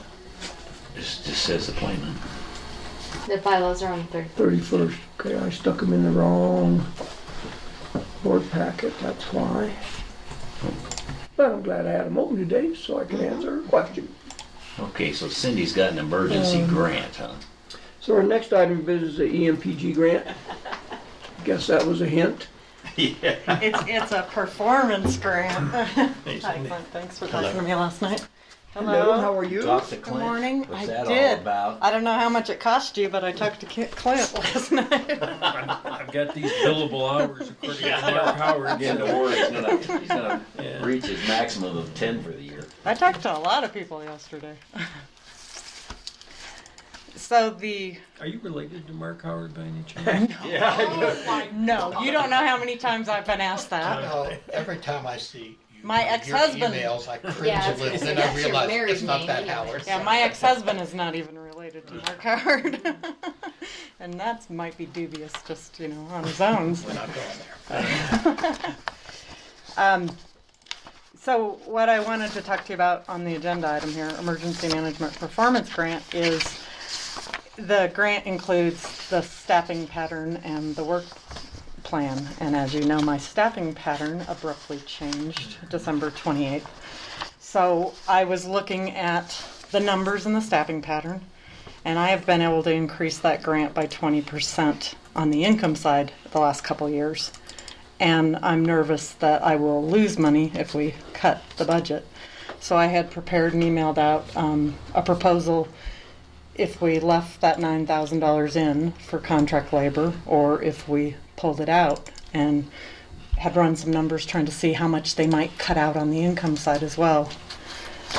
Then after the 911 meeting, when Buck was talking about Alex Anderson being the new Code Red guru, I started thinking, because my preference, if we were to replace Meredith, would have been to have somebody do alert and warning stuff with Code Red and the maps, and that's a critical gap. Alex is already doing that. And as a dispatcher, according to Buck, he's going to be doing that, and that really needs to happen. In my grant, 75% of my grant includes emergency operation plan, resource mobilization, and alert and warning. And alert and warning is the Code Red, it's the IPAWS, it's getting the maps done, it's doing the tests. So I've talked to Shannon, I've talked to Donna, and I talked to Tom yesterday. One option would be to have Alex do a time card, and anything that he's doing that's emergency management related could be billed towards my grant and potentially keep our income up. So what I need to do is do a staffing plan that supports my grant that doesn't lose any income. So Is that what this did? the third version, adding Alex. Now he may not work 10 hours. We don't have that yet, your third version. I Well, gave I it to gave Brenda. it to you, Okay. but Yeah. I thought you had copies for the other two. No, but I can pass this one I around. have the third one. No, I just. Still have the Oh, is this not TBD. the right one? Did you I have gave it to you. It's the. I it's have this one? contract. This is the new one. Yeah. So I did one, not replacing Meredith. I did one putting to be determined for that contract labor of $9,000. Got it here. You know, which is an option if you guys want to give me somebody in my department. But I guess rather than do nothing, the third option that I would support would be to see how many hours Alex is actually doing on Code Red and bill those. And Help me, and I'm embarrassed. Alex, who was that? Alex Anderson is a new dispatcher that came on board in October. Alex. And he's going to be doing some Code Red stuff there. And really, that's where alert and warning belongs. So, you know, what I was trying to do is give you some options to maybe not spend any money, but not lose any money also. I don't want that grant income side getting cut. And every dime we cut off expense, we're gonna potentially cut off income too. So, from an ethical standpoint, he will actually put in the number of hours that this grant would be covering? It's not just a method to keep the money? Nope, he will have to do a timesheet, and if he does a 12-hour shift in dispatch and he spent 3 hours on alert and warning, he would show that as 3 hours and 9, and every quarter Share the cost. I would have to submit that, and then he would have to produce if they came in and found out he wasn't doing what he said he was doing, then it won't happen. And his enumeration would come some from the sheriff and some from the grant? His pay is already in the emergency services fund, EMS fund, his salary. So that would continue to come out of that line item. But the grant reimbursement that comes in goes straight back into that fund. So it would not. Saves us money. Exactly. Bottom line is. It's not a double dip. I was concerned about a double I know. dip. And the other thing is, so the staffing pattern, I put him in at 10 hours a week, and I have to report quarterly. If he only reports 5 hours a week on average at the quarter, then they will cut our grant. But it also gives me a little incentive. Yeah, I do everything. I have to report quarterly, so yeah. But So as long as it balances out at the end of the year and he uses it all up, then they shouldn't. Yeah, if our budget's good at the end of the year, we won't lose any money. So Alex is an option to try to save income, you know, not forfeit any income while saving expenses. And Sheriff Byerly's on board. Sheriff Byerly's on board, and I'm going to meet with him. I had a copy. I was going to go sit down and talk to him, and Donna plugged in the salary numbers for me for him. So on this page here where it talks about his hourly wage and stuff, that's all up up to par. I'll go ahead and I'll move that we approve the 2019 EMPG-LEMS Annual Program Paper Part 2 Jurisdiction Information and Signature form to allow an individual, just in case he changes, people change, an individual to work part-time in the emergency services area. I'll second so you can. Moved and seconded to approve the 2019 EMPG grant. His name will go in as a specific person, Well, my only but it concern can is change. if he resigned and someone else took If he resigns, then we work with Christy Coleman to amend the work plan to change the position. And I forgot to mention that Christy's on board with this too, because it's such an important thing that we get this code red stuff But he going. will be named So. specifically. That's why I brought it up. That's right. And then you saw that there were total staff hours of 50, one 40-hour for her and one 10-hour for. Yeah. And it's part 2 and part 3. There's 2 forms. Go for it. Further discussion? Hearing none, we'll proceed to vote. Public comment. Oh, public comment? Sorry, thank you. Hearing none, we'll proceed to vote. All in favor, say aye. Aye. Opposed, nay. Motion carries. Thank you. Thank you.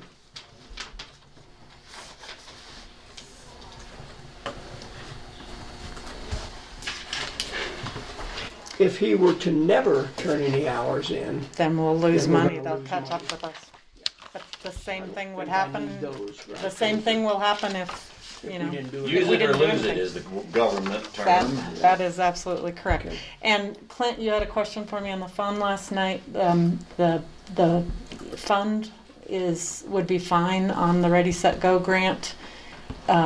It would have required a transfer if it had been at the end of last year, but Donna said we're in good position for the beginning of the year. Right. She said she would still like to hang on to that check as long as she could before it went out the door.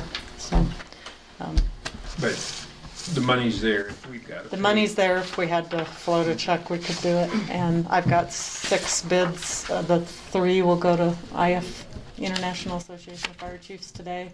And then they'll get the final decision on who the vendor is out of the 3 top bidders. So you needed action from them? I don't know that I need action unless you have any concerns about Clint and I proceeding with the contract on that grant. You're talking about the Ready, Set, Go grant? Yeah. For fire mitigation, Silver Cliff Ranch, Mm-hmm. non-property owners. Okay. So I'll just work with you to get the final language on that contract, and we're supposed to award that contract on Friday. I'm fine. And I Okay. believe we've authorized you to do that previously. Mhm. We did. So, Okay. okay, very good. Thank you. Thank you. No handshaking? Nope, I guess Oh, not. I'm sorry. If she gets her money, she's gone. Maybe. Handshake. Maybe we- That's maybe we twice should the just shake handshake. each other. Heck, I should just go for hugs. Thank you all. You're welcome. Thank you. Upper Arkansas Council of Governments, Area Council of Governments, the revolving loan rep, we did not appoint that. That caught me And by so- surprise. Well, we didn't appoint it because we never got a letter, and so we didn't feel like we should appoint it without speaking to the individual, of which I did. And she sent a letter. Wendy Rusk has been on Yeah, that. that's right. And so she had indicated through her letter that we have copies of that she desires to continue on that. I move that we appoint Wendy Rusk to the Upper Arkansas Area Council of Governments loan representative for the Custer County. You second, Tom. I'll second it. It's been moved and seconded to appoint Wendy Rusk to the revolving loan fund representative. Discussion, gentlemen? I'll just say from experience, this has been a wonderful organization, helpful to many businesses in Custer County directly. Good. I think another one of those situations, You don't know. the more how- bragging they could do on themselves, the better it would be for everybody, because you just never hear about that. That's why I Some of said it- they do so much yeah. good stuff. Some of it may be kind of a Confidential. confidentiality thing. Thank you. Couldn't think of the word. We'll proceed to vote. All in favor, say aye.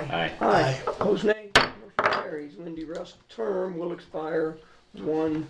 January of 2020. That's a one-year appointment.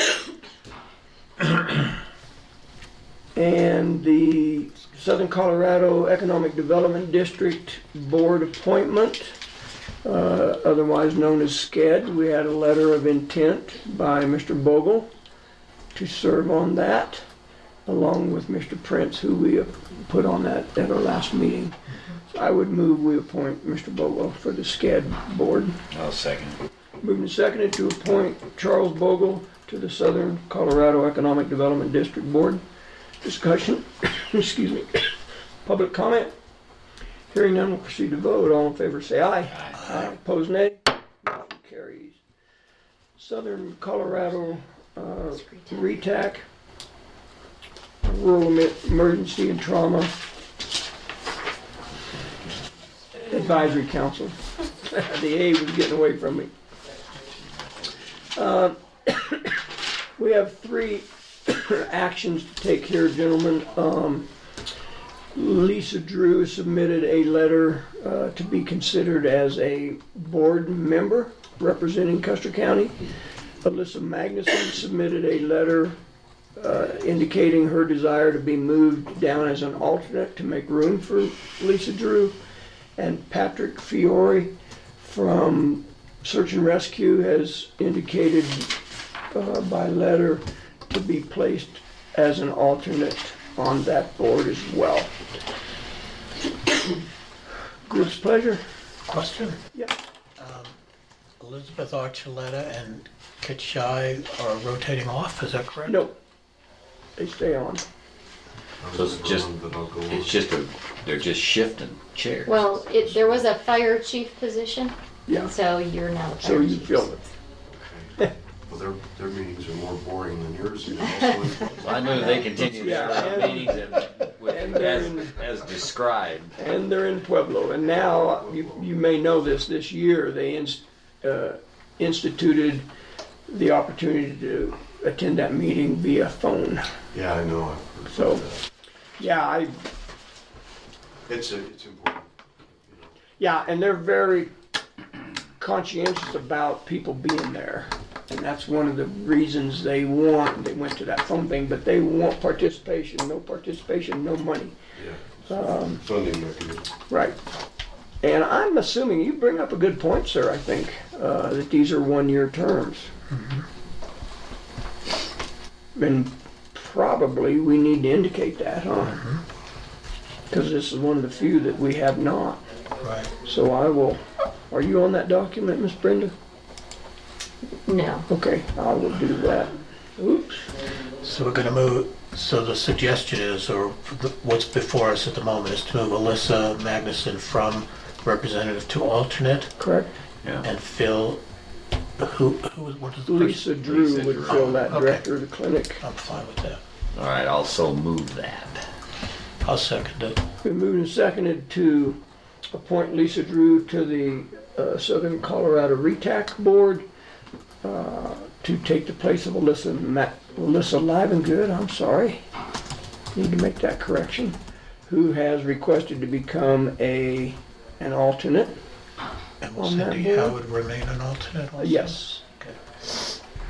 And that Patrick Fiore from Search and Rescue also be appointed as an alternate to that board, terms expiring January 2020.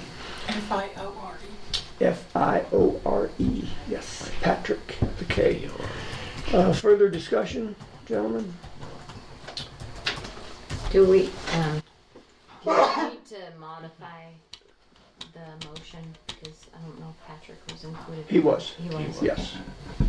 Yeah, the 3 of them, Lisa Drew, Patrick, and Alyssa. The only thing that was not in the motion was that the terms would expire in January of 2020.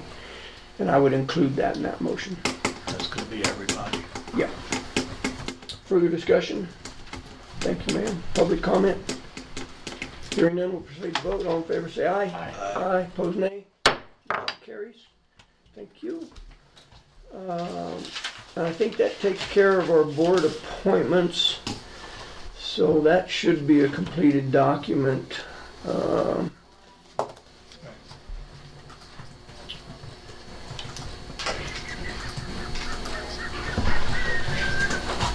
checking, yeah. Well, except for an extension. That's true, and you're exactly right. We're still waiting on extension to bring forward those names on their extension advisory committee. That'd been postponed until she had had an opportunity to get that list put together. Move on, legal advice concerning the pro se filing with the water court concerning the Upper Arkansas augmentation plan application. You know, when it comes to law, comparing it to medicine, I'm like a general practitioner, but I certainly wouldn't be qualified to do brain surgery. I mean, I could scrub up and look like I knew what I was doing until I got in there. But water law is such a specialized, complex area. I really think we need some outside assistance on this. Okay. And I mean, I hate So to. what's the question that you would need help with, Clint? What Well, I mean, I could certainly file our letter of opposition. You know, I have to enter an appearance in the case and file the letter of opposition on behalf of the county. But that's all we're doing, right? if that's all we're going Right to now. do, I can file it. But then they're going to want me to come to any hearings or participate as a lawyer, where I really wouldn't know what I was doing. Well, that's when we would Right. have to do something. Can I interject some to this conversation as well? I spoke to the clerk of the water court yesterday. Mardell. Yeah, I know her well. And she indicated that as a board, we could file a statement of opposition. Right. We could, as a board, file a statement of opposition and sign the document individually, which would be my recommendation.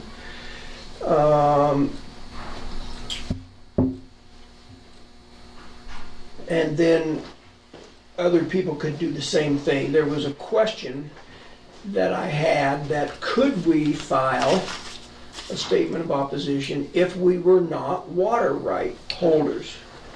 And she said, absolutely. There are two methods of filing these statements of opposition. One is, of course, anybody that is a water right holder in Custer County would certainly be considered. And then she said, if you as a board or individuals want to file a statement of opposition, she said you would need to make sure that you are filing that based on, at least based on this statement, to hold the applicant to strict proof of the details in the application. Okay. She said that statement alone could get you filed with the court and you'll be fine, and then we'd be privy to every document that comes out of the court. It's going to go to the referee initially, but we send our stuff to the courts. So that was where I was going to head. Tom, is why are we doing it? In our discussion down at the meeting, it was it's too late. You know, it's already filed. I mean, we have to react soon to get our foot in the door, so that people are understanding what they're representing with the filing that they're doing. And so, what is the next step? We were going to have. We didn't have enough information to say we were negatively impacted because we hadn't had time to react because of whatever. It doesn't matter how it happened, but we didn't get into the game, even though they've been doing it for years, they claim. So what is our next action? We want to make sure whatever we're filing, and we have time to get our foot in the door. And they claimed it. There's a 2-year window, and then they said 90 days, and then what is the time frame? Do you remember? Well, there's not a time frame other than any statements of opposition have to be filed on the last day of the second month following the filing of the application. February. So they filed in December 28th, so the last day of the second month would be February 28th. So that's our deadline. It's anybody's deadline. And then what happens if we're happy with the results? Do we withdraw that, or no? There's nothing. Well, they'll just die on the vine. If the in other words, what's his involvement later? If the water courts, if the referee makes a determination, that's where it ends. If the referee feels that he can't make that determination and he sends it on to the water court, then the water court will look at that. It will either go to court or he will rule on it, So If he rules on it, then obviously our statement, if he ruled in favor of the application, then our statement of opposition was taken into consideration, and that's the end of that. see, what we don't want to have happen. More than that, we can Well, file. Sure. See, because my concern is we don't want to have anything happen that would have us impact our rights to keep water in this county. That's the whole objective. And so we want to be able, and if we see that it's a good thing on how they're proceeding to do that, if we agree that the Upper Ark guys have our best interest in mind after a lot of exploration, we don't want them to proceed with a action that would have us all of a sudden get steamrolled into abandoning that and be held hostage to being out in the world. But we don't have enough money to go to water court and fight. That's why the Upper Ark guys exist, is to be in court for us if we have a problem. You're making a major assumption here that I'm not willing to agree with. And that assumption is that they're working in our best interest. That's right. That's my point. I am not. I'm not I do even. agree. I'm not assuming that at all, Jay. I'm That just was saying. the intent of the board, is what you're saying. Sure. The Correct. point That was is, the intent. that's right. And my point is, if we get the due diligence in that we should, and we either agree or we don't, we can elect to go and go up the next step. We want it thrown out. But if I can make a couple comments that came from yesterday's meeting. Yeah, I didn't. Yeah, I know, but I'd really like to make it for Clint and for you, because I thought Mr. Livengood made a terrific comment when he said that the plan was so innocuous. Yeah. And it was so convoluted that it wasn't succinct, it was not understandable, and that he felt, was it he who said that? No. Okay, I Mr. apologize. Donnelly. Mr. Donnelly said this, okay. Board member. Yeah, he was sitting on there. Hang on. That's right. You're My right. mistake. I take it back. Mr. Livengood didn't say that, so let me get the record straight. Okay. A board member over there said that because it was so innocuous, indistinct, unintelligible in terms of understanding what it is they're doing, that it probably could get dismissed on its face for incompleteness. Yeah. Now that is, but see, to do that, it's going to take litigation, most likely, unless the water board feels, the water court feels that we have the rights, that we have presented a good enough case. Right, we screwed up or we didn't. And I'd like to make just a public comment that really just distressed me beyond words. I was asked numerous times from people, how come we, the county, have two representatives? A voting member, Mr. Donnelly, and an ex officio member, our chairman. 3, then. The chairman of that Upper Ark is also a representative of Custer County, voting member. Correct. I But wasn't does he going there. represent Okay, Custer County? we have three members, okay? What Mr. Donnelly said yesterday, and I have no way to verify this or not, and Mr. Chairman, if you want to chime in on your feelings about it, Mr. Donnelly said that when this was presented, he had no concept that this was being done. And I am just appalled that a water board, a seated member, voting member of this board, had no idea this was even being done till it was already submitted. This distress, because the question that came to me is, how come we have representatives on there and it's coming to us after it was filed? Well, we even heard that day, Jay, that one of the other members say, you know, it's probably how we present, because they would make a statement off how we proceeding with the action, and nobody knew what they were talking. They were voting on things. And I can see how it'd blow over a guy's head if he's not involved from day one. You know, it was innocuous. My official legal term on this, it smells like wet Jim Simmons. But my whole point is, in the end, it's the same reason the state of Colorado finally stood tall and said, we got to be careful and keep water in Colorado. Well, I'm even more worried about keeping it out of the cities and losing it out of the valley. County is where I want it. That's right. It needs to be here. Right. So we need something that does that. And if these guys aren't living up to it, then we have to take the next action and say, well, we got a problem with that board. Yeah. Go ahead. I was just going to say, I have some information, and like Clint, I would be the scrub nurse if he had the uniform on. That's how much I know about water court, okay? So I do not profess to be anywhere an expert, but I did do some investigation. And the way it was presented to me may not be correct, but this is all hearsay. I'm repeating what was told to me. That if we chose, I spoke to the Lower Arkansas Water Conservatory District and said, what would it take if we chose to join you instead of the upper? And they said it would take a vote of the people, since it was a vote of the people that put us in the Upper Arkansas.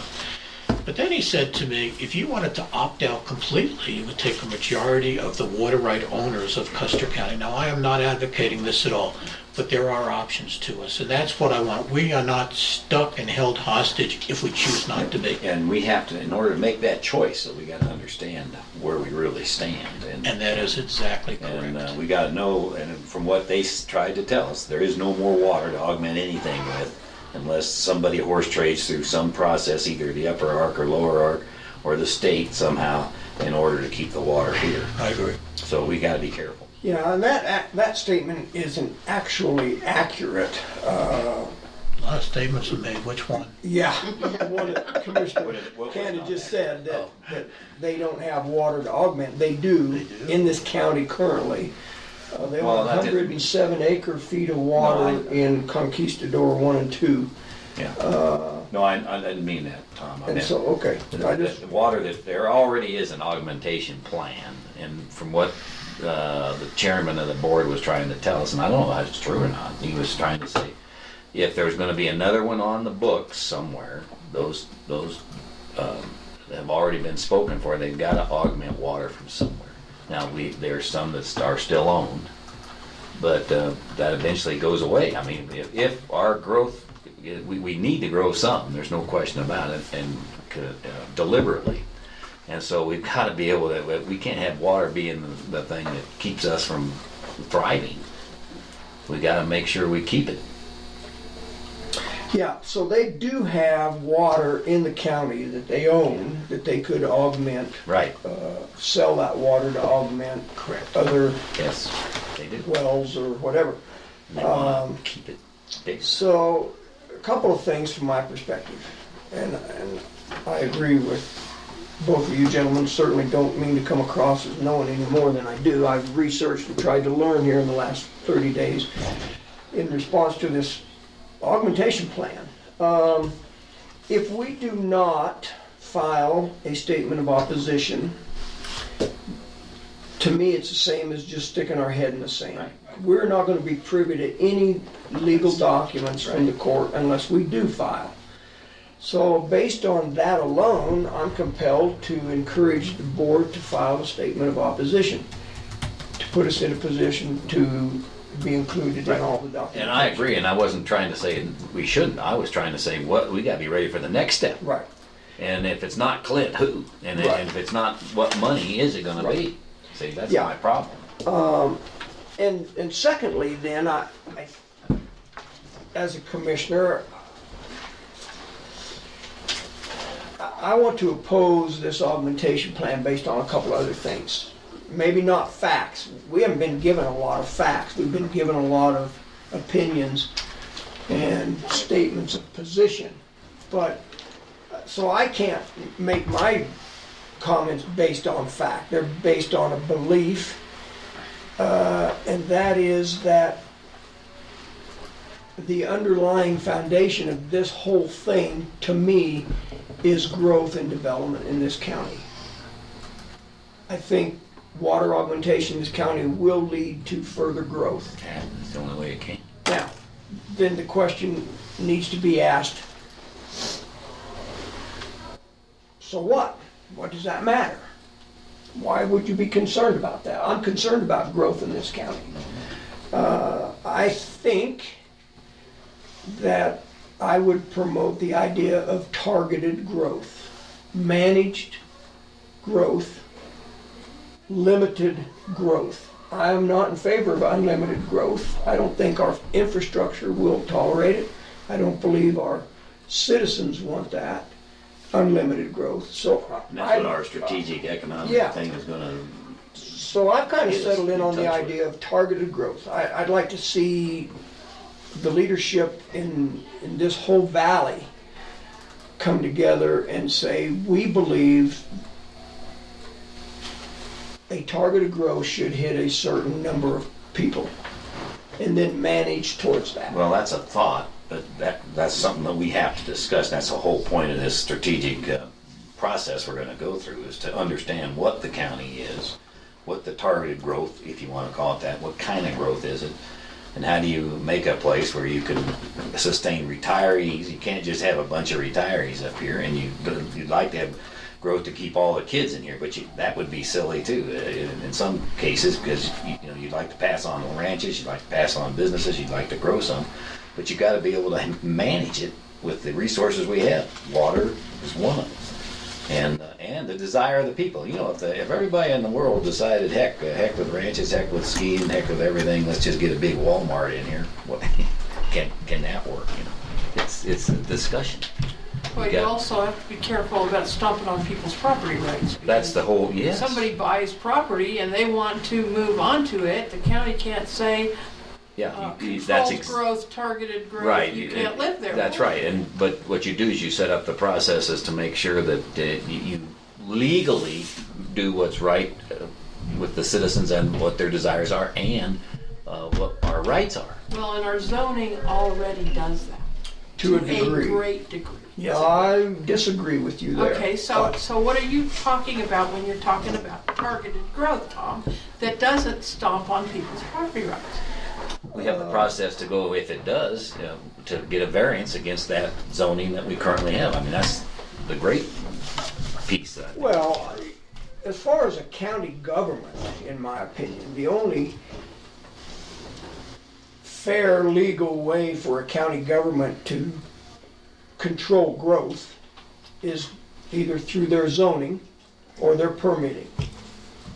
Now, outside of that, I don't know of any other way.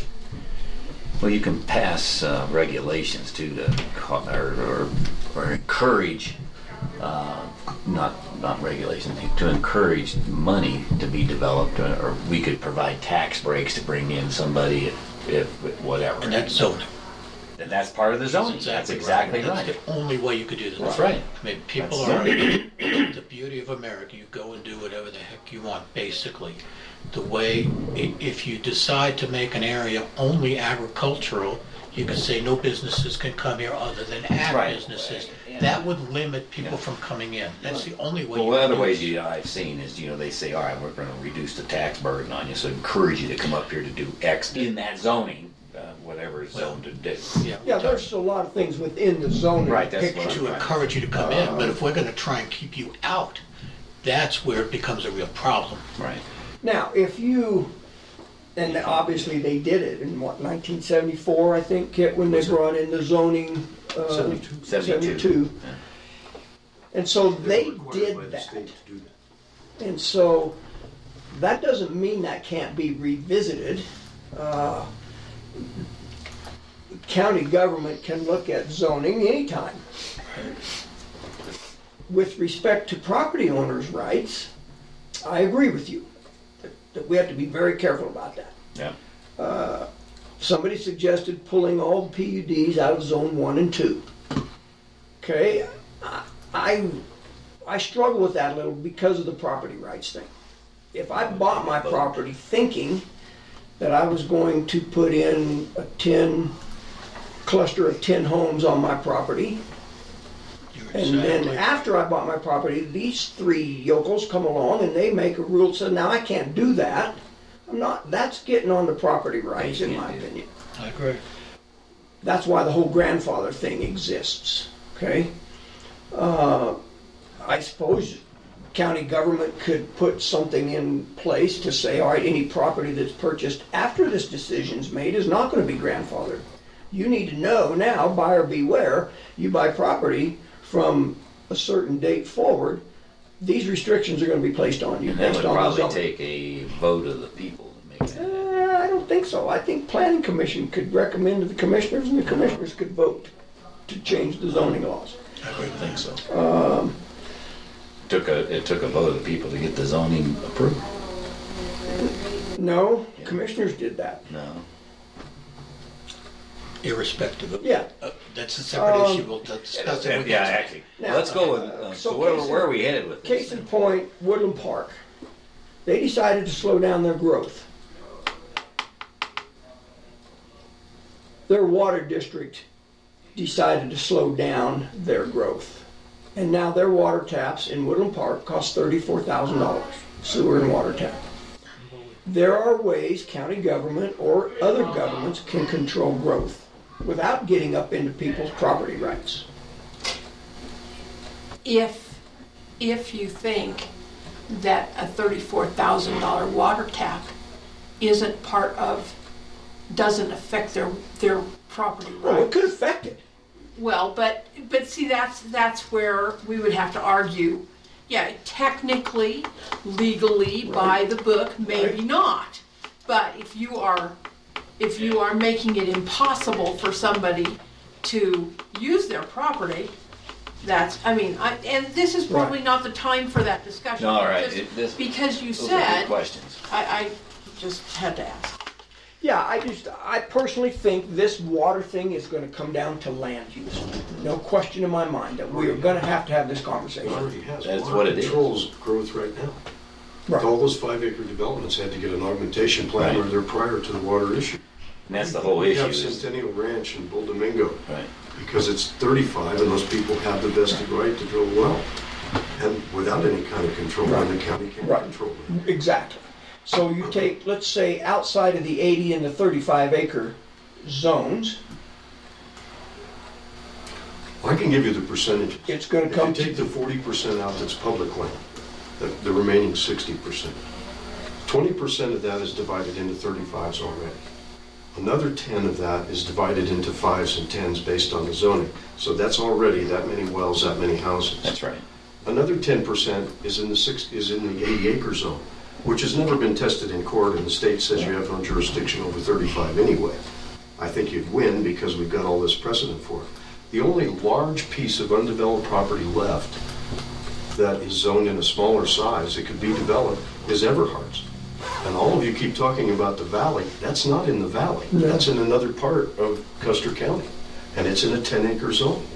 So, if you look at the density zoning that was originally established, it's pretty well been developed to that density already. And from what I understand too, Kid, It only provides for, like you talk about cluster development or whatever, which has been an advantage to some of the ranch owners because they end up with 165 kids. But see, when they break up, when they in the inheritance process, they give grandma 3 acres and they give the kids a little bit less, but they'd have to augment the water in order to give them a residential tap. And the whole point they were trying to make to us, these ranchers, whatever 600 acres or 35, have a certain amount of water they're allowed for residential and for livestock, and then there's they assumed the other part of that was going to be never developed. Right. Well, bottom line is these guys want to develop it, and if we're going to encourage growth up here, to have another business or another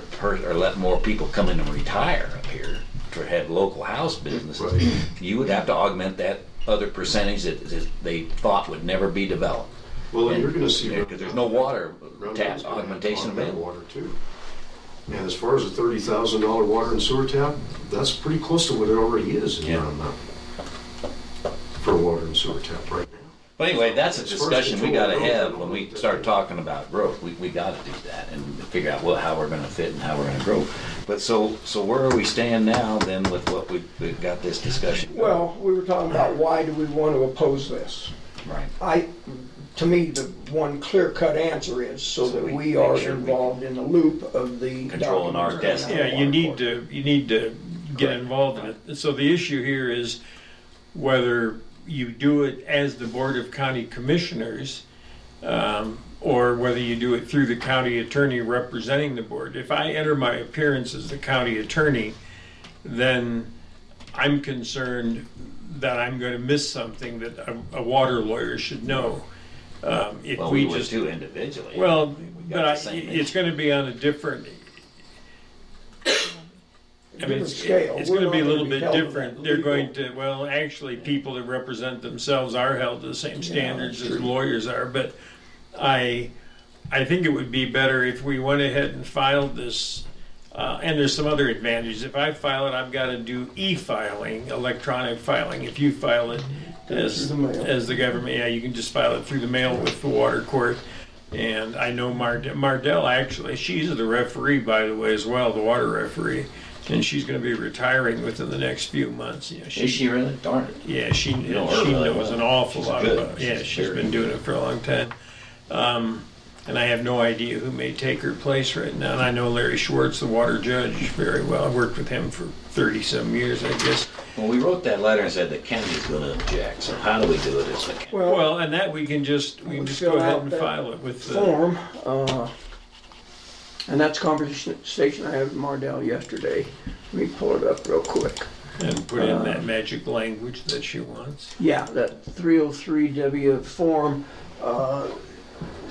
Most of it is just, the only thing, most of it's just facts, except for here, of the opposers, we could, as individuals, put our information in here, then state the reasons why we oppose it. We can put 3 signatures here, and then down here at the bottom, we have to indicate who we are sending a copy of that to outside of the water court, which would be to the attorney burgomaster for Upper Ark. And that's it. Include a check for $192, and we're filed. Mr. Chairman, can I mention something? One thing that Jerry Livengood did mention yesterday that was his idea about the vagueness of the filing was that the point he was making, we talked about it a lot, was the fact that specificity in your opposition makes more sense than just standing up and saying we object. Exactly. And one of those specific points was the fact that it was vague, that it didn't well define the property in question. Yes, and he had some other Well, Keith did a pretty good job of summarizing. Yeah, so and that's pretty important. yeah, I was just going to give you some of the reasons that came out of that meeting yesterday, which I asked, you know, do you want us to do that, or are you going to come up with reasons? Normally, the planning commission goes through a reasons thing, so they finally did glean out these reasons from their discussion. No attempt, and I'll just read these. No apparent attempt was made to include Custer County community in the decision process leading up to the filing. The portion of the OG plan covering the north central portion of the county could cause injury to existing wells by increased pumping. The OG plan would provide Upper Ark with a measure of power into the land use planning of Custer County by providing additional paper source water. Number 4, the actual boundaries of the proposed augmentation are vaguely defined. This fact could lead to confusion in the operation and enforcement of the proposed augmentation. So those were some reasons. I'm not saying I agree with all of them, but those were the reasons that came out of that yesterday. I think I'm glad to see that they did not get into to try to make a reason that, in their opinion, there were some OG plans out of compliance. That's not a legitimate reason for us to file. Tommy did it, so I'm going to do it. That's right. That's a whole nother ballgame. And I struggle a little bit with the statement about giving Upper Ark a measure of power into the land use planning. I'm not sure that's an accurate reason.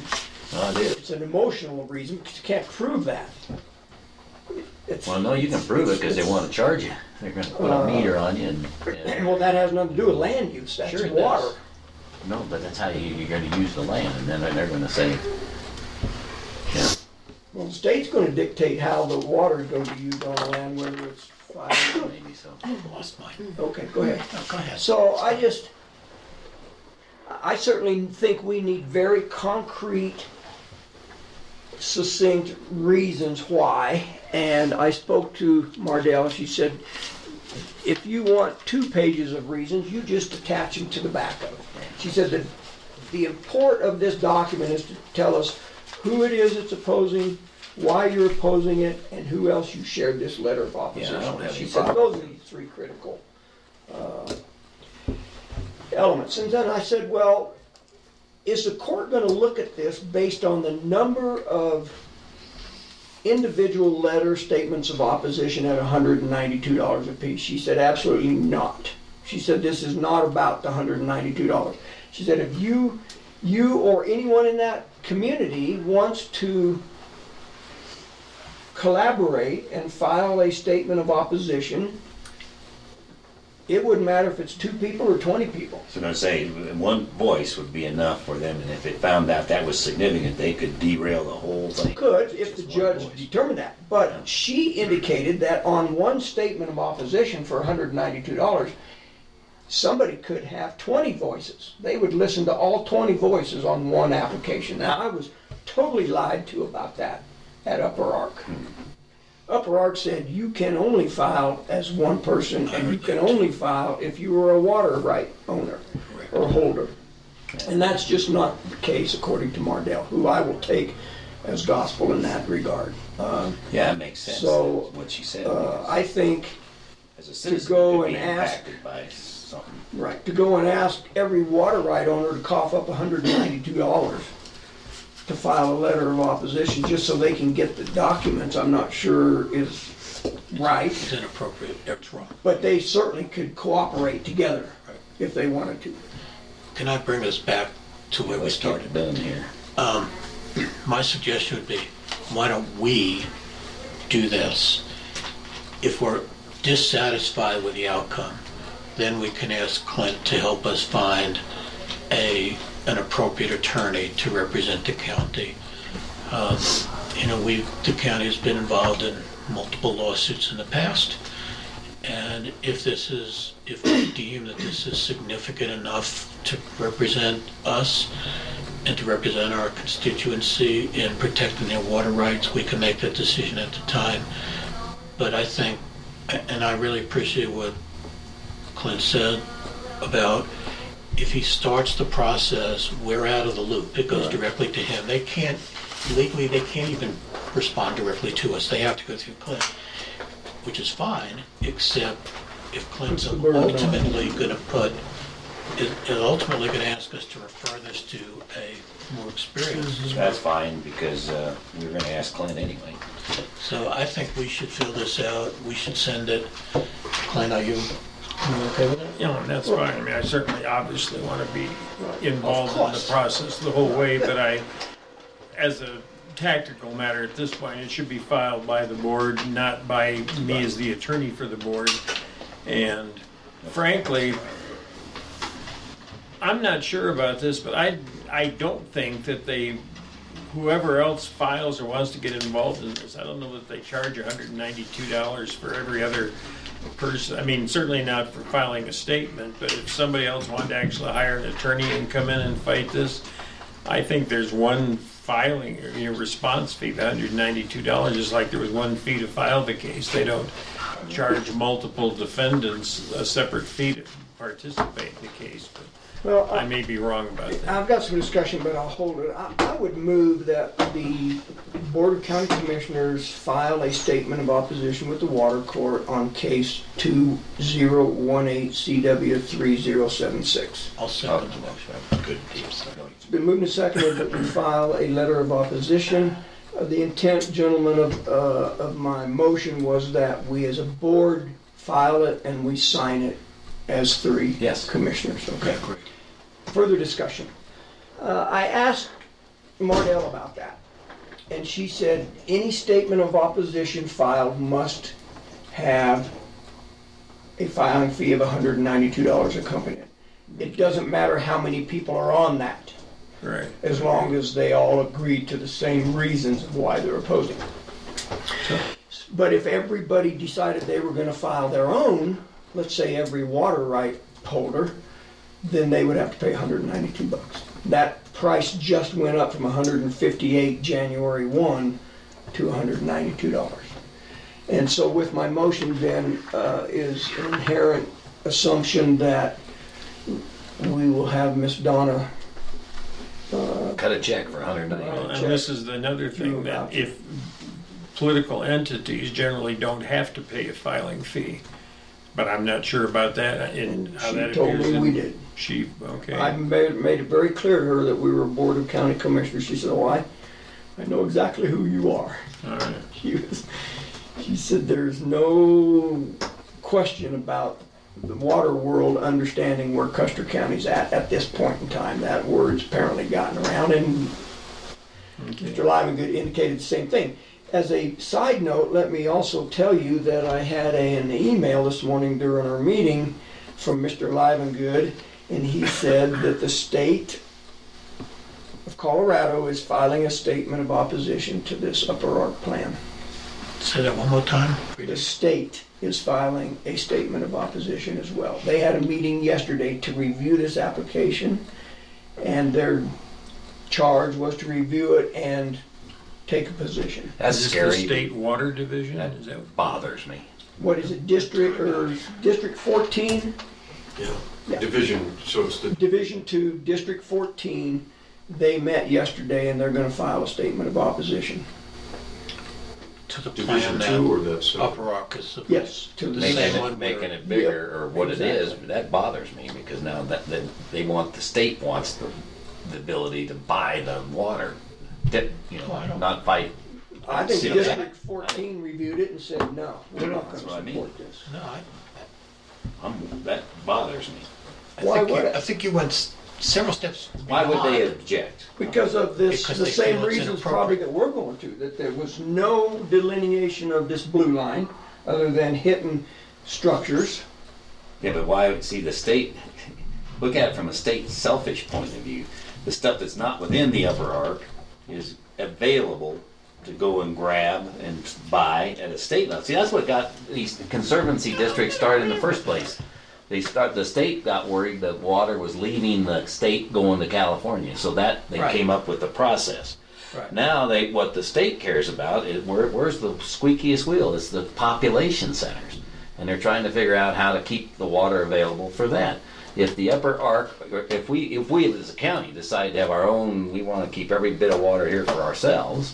We could have done that as a district ourselves a long time ago. We didn't. The Upper Ark got in there, and then we created a cooperative of counties basically Right. to pool funds to fight it, Right. so that we could keep the water away from these Front Range cities, or letting somebody take it downstream to Kansas. So I worry about them if they win that. How do we fight? You saw the stuff that's outside the boundary. I forget where the boundary is.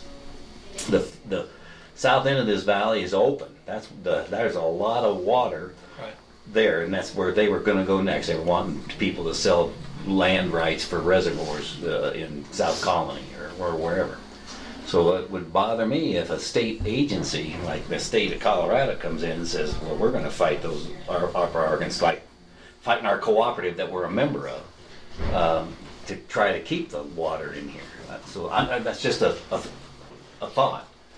Yeah, see, I look at it totally different. I look at this District 14 is now I have to. I just read to you everything I know, so I got to be careful here. But my thought is that they're opposing it for the same reasons that we want to oppose Well, it. that's probably part of it. Now, too. if there's a rat in the woodpile, then you'd have to go ferret that out. I have no idea. I mean, But look what happened in the first place. When the state was in control of the whole thing, they were allowing water to be, as long as it stayed in the state, they were letting people have a free hand in selling their water, and they could have sold every drop out of this valley, on their own, without anybody defending it except the individual landowners. well, without this, if this AUG plan does not go through, then the only way anybody can sell water out of this valley is to take that to a water court themselves. Right, yeah. They can't go to Upper Ark and say, hey, will you represent us in a much more efficient Right. way? Except So- for what they've got, they bought the rights to control cooperative. As long as there's a trust there with them, that's a great. That's a right. great opportunity. But right now, at this moment in time, I don't have a trust in them representing us don't either. to our don't. benefit. So, okay, we have a motion, a second. Yeah. Further discussion, and I would ask, he's leaving, gosh darn it. Just a second. Okay. I'd like to get Kit's take on this a little bit. He certainly has had experience as a former commissioner as well. Oh, there they go. There's an I just, ambulance.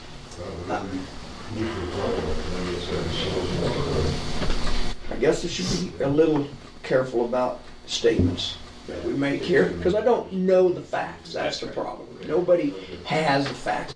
Number one, we're dealing with the science that nobody can prove. No one knows how much water there is. Nobody really knows That was exactly. very clear yesterday. Yeah, where Nobody the, knows. And he made that statement in this one right here. It says the source of water here is unknown and the only releases are going into storage in Grape Creek, which is no replacement water, blah, blah, But blah. again, that's not fact either, see, and it's supposition. People feel it that way, and they might be right, but they could be wrong. Nobody really knows the zone of depletion on an individual well. The state said, let's make it 600 feet. That should cover it. Your thoughts? I don't know, I feel really old because the last water protest I remember somebody buying it cost $9. Yeah. Yeah, last year it was 158. Before that rate, it was 60. I remember Wilbur Miller complaining about the $9. You should be able to do it for free. I don't know, I think that you have to get your voice in. And This is the avenue provided by the water court to do it, and you have to get your voice in there. Yeah, right. You know, one of the things I struggle with, Kit, maybe you have some perspective from your historical view as being a former commissioner. So the next question to me is, how does everybody else, number one, get informed? And how do they get their foot in the door if they want it in the door? This is not very well publicized. One thing that you mentioned was that if you make this filing, then all of the paperwork that anybody else files on this, you now get copies of it. In the electronic age, it's not that hard to do. Once it's given to you, it's now your possession and it's out there. Maybe you need to distribute this information and pick it apart, find things wrong with it that you think are wrong with it, and get that out to the public. Maybe that's the point at which you have some public hearings and say, you know, we're all participating in this process, and now we're opening it up to the public to hear from you about it.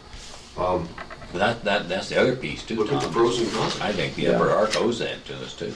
Yeah, They need to be picking it apart. This one is real hard to picture. I mean, you know, Bill is the rep, and he's pretty diligent about getting to those meetings and things. And if he feels uninformed about it, then that's a little bit scary. It's a big deal. Yeah, he said it at Upper Ark, and he said it yesterday. He clearly was uninformed. Now, there was a time when I remember going to a lot of Upper Ark meetings, and they were looking out for our interests. That they had the horsepower in terms of engineers and attorneys to look out for our interests. I mean, in the beginning of the H2O filing, Upper Ark filed a complaint against it, and they actually brought it up according to what they told us. And the amount of rights that they were going to try and augment there was reduced a great deal by the horsepower of Upper Ark. That's the part of it that I would hate to see really go away, but they realize at Upper Ark that you know, the protest is the only opportunity for people to have input on it. Exactly. There will be a lot of protesters. There are people that protest every water action, and No matter what it is. you see them come up, and they always do it so that they've got a voice and they get that paperwork. I'd see no problem with sharing the paperwork and your view of the paperwork. Yeah. And you are the representatives. That's the whole reason we did it. You know, you are representing all 4,000 whatever people in Custer County. I would like to hear Round Mountain's take on it. Yeah, I talked to George. George was at that meeting at Upper Ark, and you mentioned this a little earlier, and we just never got to it. Unofficially, George told me Round Mountain was going to oppose this aug plan. On the surface, you say, wait a minute, why would you do that? Eventually, you're going to need more water. And I think eventually they are, and I think they've got a plan for that eventually. But for right now, he said they would oppose this aug plan. They'd rather be part of one instead of, you know. One of the Upper Ark board members called me Sunday. No, I'm sorry. I've lost track. Monday. Courthouse was closed on Monday, correct? So yeah, he called me on Monday. He was one of the individuals that said if there was any room for this water aug plan to damage any or cause injury to any water rights, he would be one of the first to make a motion to withdraw that, Greg Felt. He asked me if we had moved forward or had Upper Ark provided any movement on education, public outreach, working up here with the community, and so on and so forth. And I told him no, that we were going to have a meeting today to decide whether or not we were going to oppose, And then it was also on the agenda to have a discussion to whether or not we wanted to hold a public hearing or public outreach, or whatever that is. And I said, other than that, nothing's been decided. We haven't had any movement. So he is interested in trying to do the right thing from this point forward. As is another board member. Greg's a Chafee guy. Yes, from Chafee. Yeah, he came up and said the same thing that day. So I think I think we're headed the right direction. I think we don't have any really choice here because we're going to be out of the loop if we don't do this. I think we all understand. What happens next, we'll have to just wait and see what we get. Anybody else that files, we will get a copy of that because they're under the same rules. They'll have to send, the court will send us all of that. Okay, so that's what the next step is here. Right now, we're agreeing to send a letter. We have to vote for it yet. We haven't voted. Correct. And then the next thing is we want them to come and convince us, educate us. Why wouldn't we oppose it? You know. And public hearings would be one, a workshop, whatever. We've got to decide. I'd like to just throw out that I contacted Dwayne McFarland, who's the chairman of the Fremont County Commissioners, and I spoke to him about this. And I said, are you guys going to do anything? And he said, no. They didn't have any plans at this time. They may. He said, but at this time, they don't have any plans to oppose it. And I asked him why, and he said, we don't feel that we have enough individual water right holders that we're concerned about. Well, I thought they were going to be impacted by Oak Creek if we... Well, yeah. But they're going to be impacted. So why wouldn't he? So I think they're going to go back and probably discuss it further, but at the time I spoke to them, they didn't have a plan, because I was, what I was really trying to do is trying to drum up additional support to say wrong. See, and I think the leadership of Fremont County wanted this hog plant. No question to me. Because they're not a source of any water down there. Right. It's a whole different cactus skin than we are up here. They don't have any skin in the game. That's exactly... They're not going to cost them a dime as far as their initial water sources that we have. They're letting off our arc be the... Same with El Paso County. They're not going to oppose this. Right. They don't have any real skin in the game. All they're going to do is receive the benefits without running any of the risk of having their water taken from its source. Continue to want to augment and buy water from us is what they want. Who is the roundtable rep for Custer County? Keith Hood. Just one?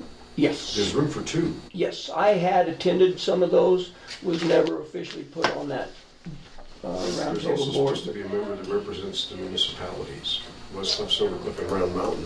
There's a seat on that board for them. Yeah.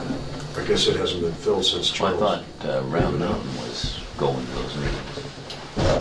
It hadn't been to the ones that I had gone to. A long time ago, if we got just a second, we hosted the Southern Colorado Water Conference, which is usually in Pueblo every year at the university. We hosted it at Willard Basin several years back. And the dream team that discussed it at that point was that it would have made a lot of sense for Custer County to implement some sort of an aug plan. And it would have been with the cooperation and participation of the water owners in the valley. Round Mountain with their engineering expertise and legal expertise to implement the augmentation plans, the metering systems and all of that kind of thing, and have it be our augmentation plan here, with the understanding that any water sales or transactions, that the water never left the valley. That's always been the problem, is that there wasn't a market here for water. Right. That's why somebody who buys the H2O and has got the water rights, it's a commodity like biscuits, and they went to a biscuit buyer and sold it. But that's why we're concerned, kid, is we want to grow, and there will be, we hope we got to have a market for it, but we can't grow. But if these folks in the East Hills, San Luis Valley has done it. They have a handle on all their water rights over there, and their San Luis Valley Conservancy District, when somebody wants to sell water rights, they sell them to them. They augment them within the valley, and then they sell well permits to various developers if they're going to do it. And their program is to look at the injury a lot more locally. We talk about drying up a parcel in the East Hills and then drilling a well, in Texas Creek. and not being able to draw a connection between those two. But their augmentation plan takes into account all of that stuff, the zone of influence and that's the problem we have, replenishment is and- whether we trust the upper arc. Right, and the other to do that thing. for us. We're in a group where the market for that water isn't here. So if we're part of Upper Ark and they're getting our water rights or buying them or whatever, they're what selling they're them doing. outside of here.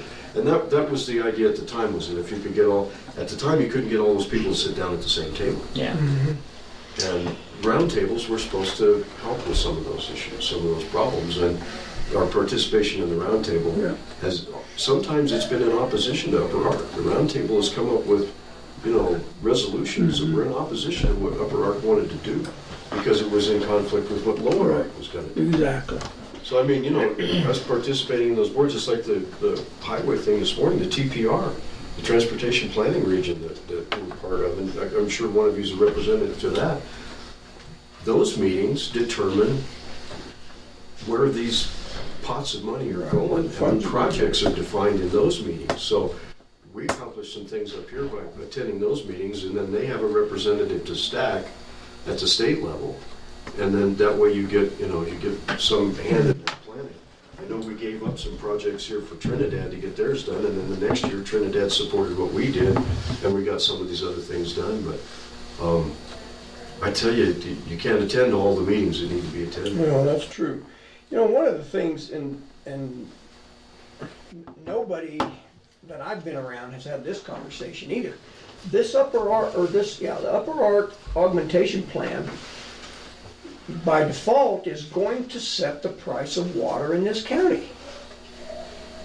And it's in the application, $8,000 for 1/10 of an acre foot. So that means the market now is $80,000 an acre foot for water here. Developers can afford that. Agriculturists can't. That's an augmented too, That's which means there's exactly. lots more uses applied to it than it has now. Exactly. So the augmentation plan, only from the economic standpoint, is not any kind of viable resource for the agriculturists. They can't afford to spend that kind of money to irrigate hay or hemp or whatever else they want to do. They just can't do it. It should be $14,000 an acre foot. It's going to be $80,000 the minute Upper Ark gets involved. That's the way I look at it. So nobody has talked about the money into the value of water once this aug plan has been approved, if the court approves it. So I think that's another reason, in my opinion, that we should oppose this.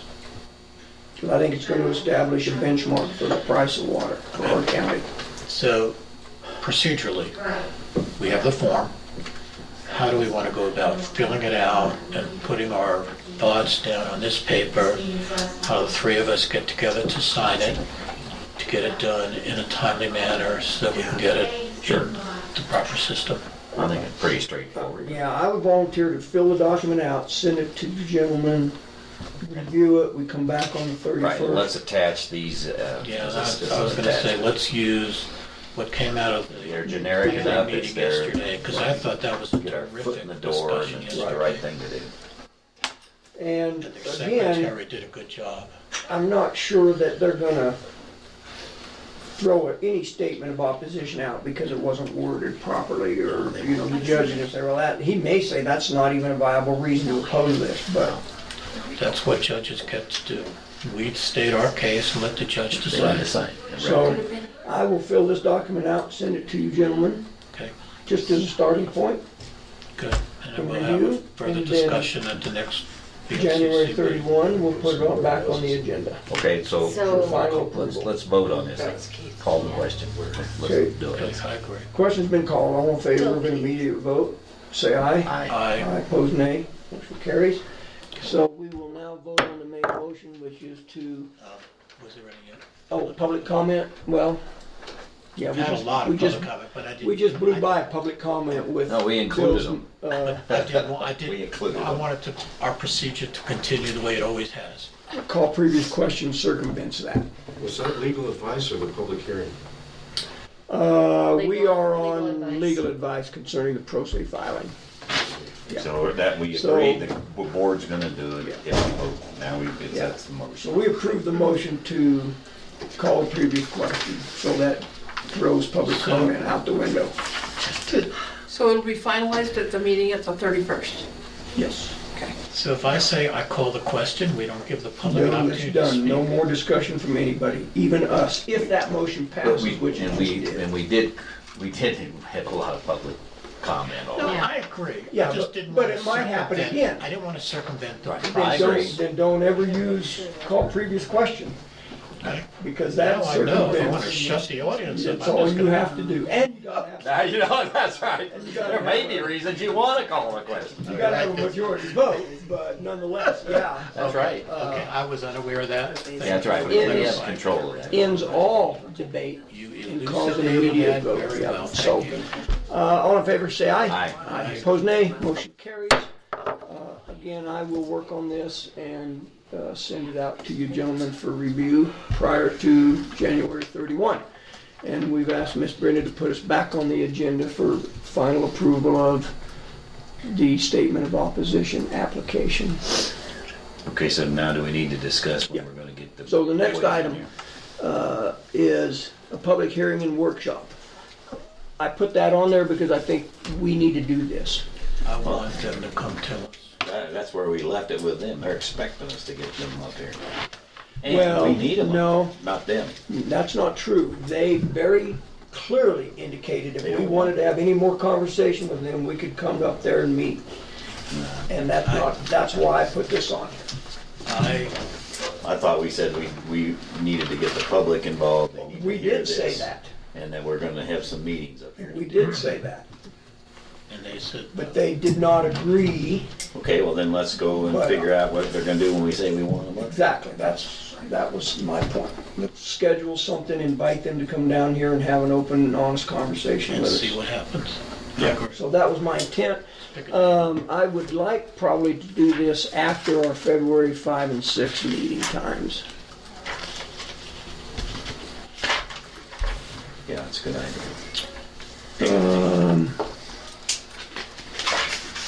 About Monday the 11th.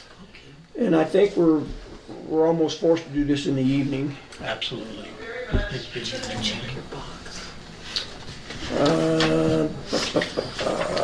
I don't have a problem with the 11th. I just picked it for a day. I just picked the Monday. I don't know. What can you hand me that's in my box back there? The bottom one, no, the box, my Mailbox. inbox, mailbox. Oh, I'm sorry. Sorry. 5 o'clock would be a little early if they're coming from Hey, let's do Salida. 6:30. Pardon? Their meetings are. Yeah, no kidding. They expect us to be there. 6 or 6:30, sir. 6:30 and makes it later the better, probably.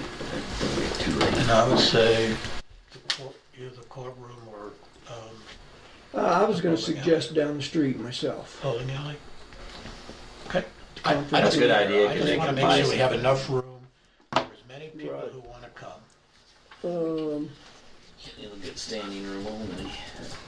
Chair would entertain a motion to that effect. So moved. He did. Then I second. Moved and seconded to host I'm going to call it public hearing / workshop to get over the sunshine laws for the board. Correct.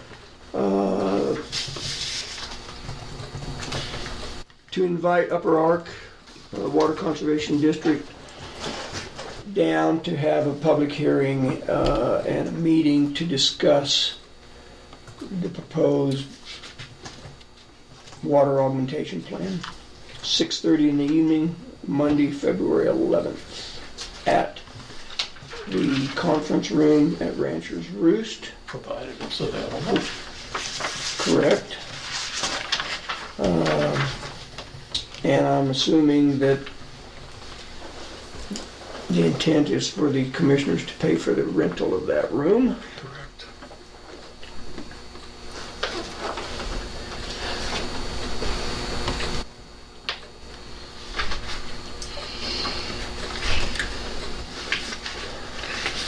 discussion?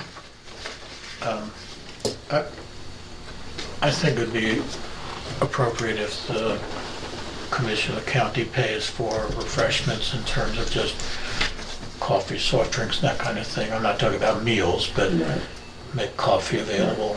Ice water is included in the rental, coffee and tea, lemonade is not. That's what I was Coffee thinking. and lemonade. That's what I was asking too. I think it'd be nice if we did that. Jackie says she's gonna bring cookies. No, And Kit as said a- he was bringing cookies. They don't allow outside food. Another The pipe. point of discussion here. Mr. Livengood recommended that we, as a Board of County Commissioners, seek out some consultation about augmentation plans, this particular augmentation plan, water rights in general. I wrote the gentleman's name down, Kip probably knows him. A former water commissioner, lives in Pueblo. Was it the gentleman that was at the meeting yesterday? No.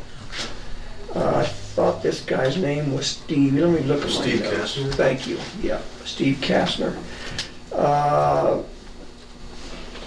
That would cost us some money, but I believe that it'd probably be money well spent. And I wonder if we wouldn't be wise to consider doing that prior to February 11th. If I had to guess, based on Mr. Livengood's comment, it probably cost us a couple $100 to meet with him. As a consultant. He is not an attorney. I think it's a terrific idea. I mean, I'm a neophyte with water and augmentation, and the more information I can glean, the better I can. I think, I agree, it'd probably be good, we can get him here to listen to the CDOT workshop, and then and based on that meeting and his hearing it firsthand, can talk to us more, and we can help have a better meeting with us later. Okay, you just threw me for a loop with CDOT. Or not He CDOT, meant I'm sorry. up I knew what he meant. I knew what he meant. Why did I say CDOT? Yeah, you meant the 11th. Okay, so then I quit listening when you said CDOT, because I Yeah, was trying to sort that out. So I agree. After the workshop, say your statement again. let's get him to the workshop. Oh, And then let's have a meeting with him, because I don't disagree with that. The only thing I think is very important, if we're going to have an open discussion for the public, I think someone ought to be able to say, here's what augmentation is, here's how it works, and here's how it can or cannot affect us positive, here's how it will affect us positively or negatively. So I think an educated person, even at that meeting. that's what I'm saying. Okay. and I don't disagree with that, but I also believe we need to meet with him prior to that meeting. I don't have. I think we can learn a ton in a couple hours with him before that meeting. Let's call I don't have a problem like Just, that I idea. inviting him to was me. wanting to help focus it, Tom, so we're not, so he's not, it's gonna be hard for us to, well, I don't know, but he knows enough about it, probably doesn't matter. And I'll be honest with you, and I'll say it on camera, I'd like to be a little more educated before I sit in front of this community to discuss water. Well, that's always good. So that is my reasoning to try to meet with a consult before that meeting. I am absolutely. Let's get him there. I'm I in mean, favor anyway. of that. After. Yeah, I don't have a problem inviting him to that meeting, absolutely not. Okay, so I move that we contact. Yeah, we're in a, We haven't voted on the previous. we have a motion. Sorry. So we're still in discussion of that, so if you could hold that motion, sir. But, and then we can talk about What that is the some more. motion we're talking That- about now? That we To have host, the workshop. the Oh, to workshop. have the workshop. Yeah. I'm sorry, I thought we voted on that. I apologize. And I'd like to call it a public hearing so that we get the idea that, out to the public that they're invited. If we call it a workshop, it's a whole nother No, deal. I want them here. So if you're okay with that wording, a public hearing for the proposed water augmentation plan. Further discussion, What's the date and time for the February 11, At? 6:30 PM, Okay. Ranchers Roost Conference Center. Public comment? I would just like to know before I write my article whether the Ranger's Roost is available. It's a very, Great point. very fair question. What's a Monday night? Yeah. Likelihood is very high. Well, Are they even? rather than do it at this moment, can we just call her after Yeah. the meeting, make the comment and then call? I was, Do it, and what do they call that? There's a term.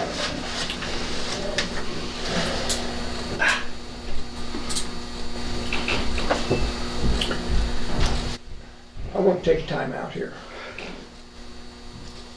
Just for a second. Maybe actually, I'll call for a recess. Okay.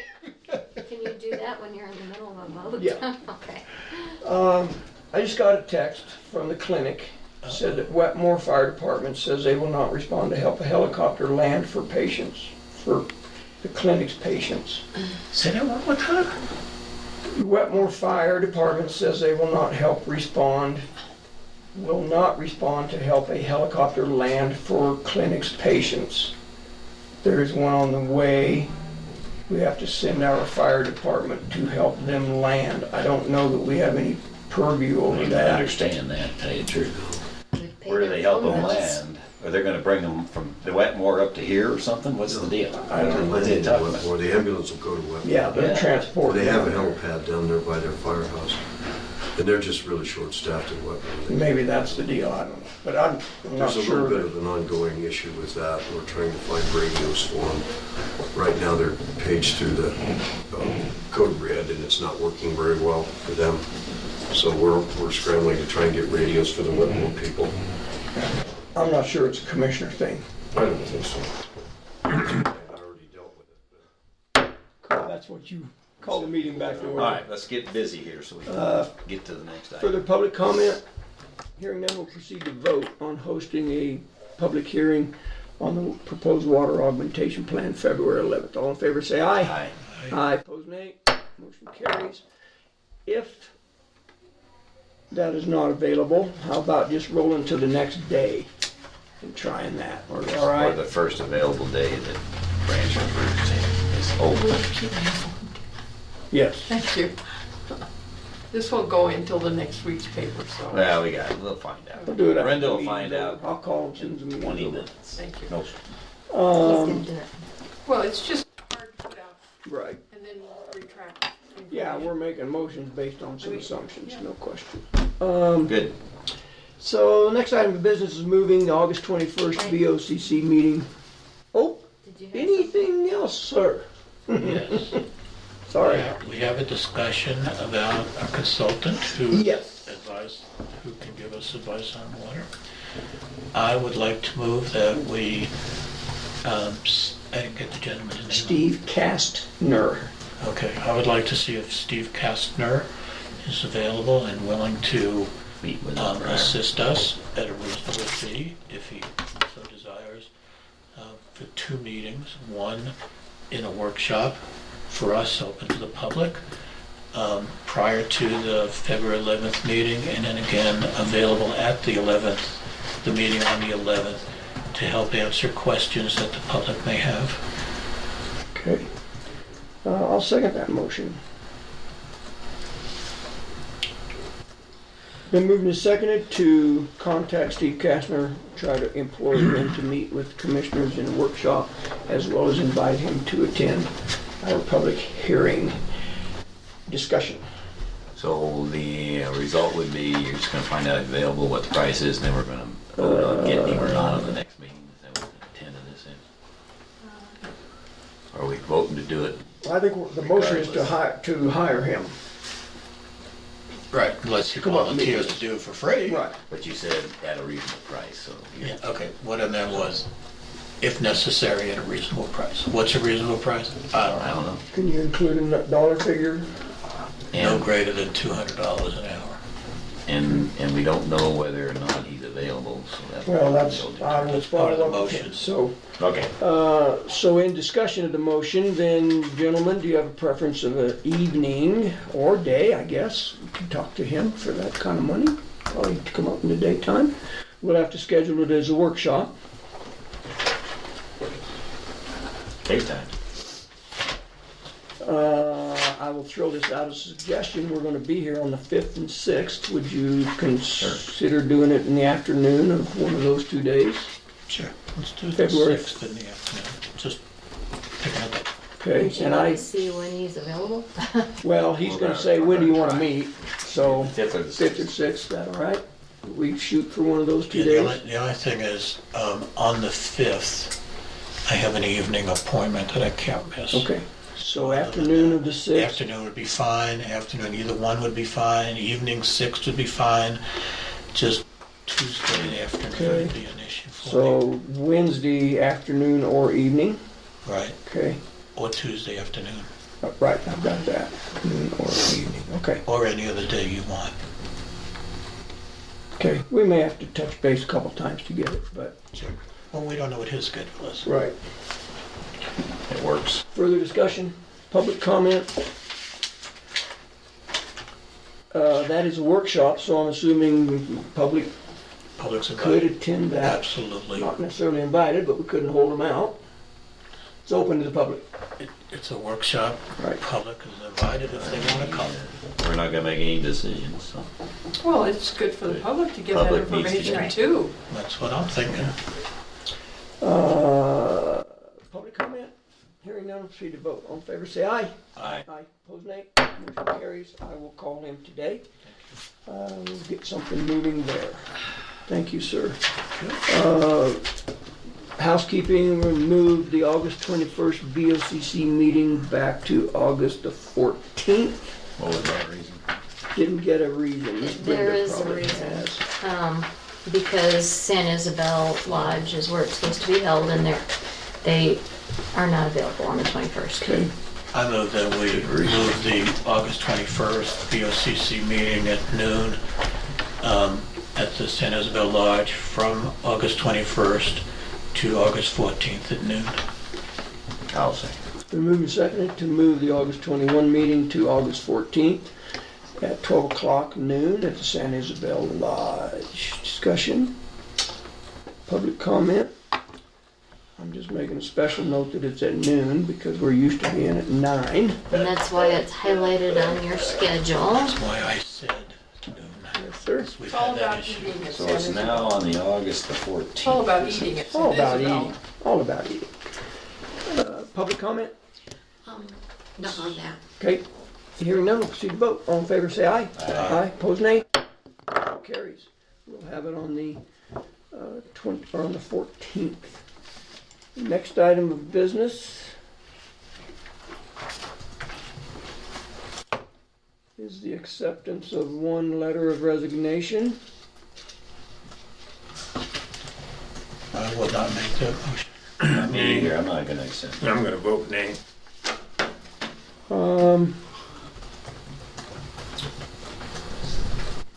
I don't even know why I can't find it. Oh, because I'm in the wrong file.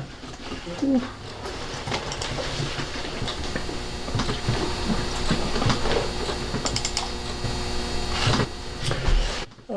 January 14th, Ms. Brenda Gady submitted a letter of resignation.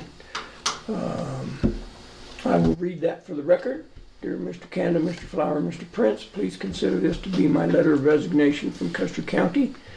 I have been presented with an opportunity here in Westcliff that is too good to pass up. My last day with Custer County will be February 14th, 2019. I wish to be as much help as possible during the next month to transition my position to someone else. I have enjoyed my time with Custer County and have learned a lot in my position. I will miss everyone that I have worked with here, so this resignation is bittersweet for me. Sincerely, Brenda T. Gady. I'll begrudgingly move that we accept that.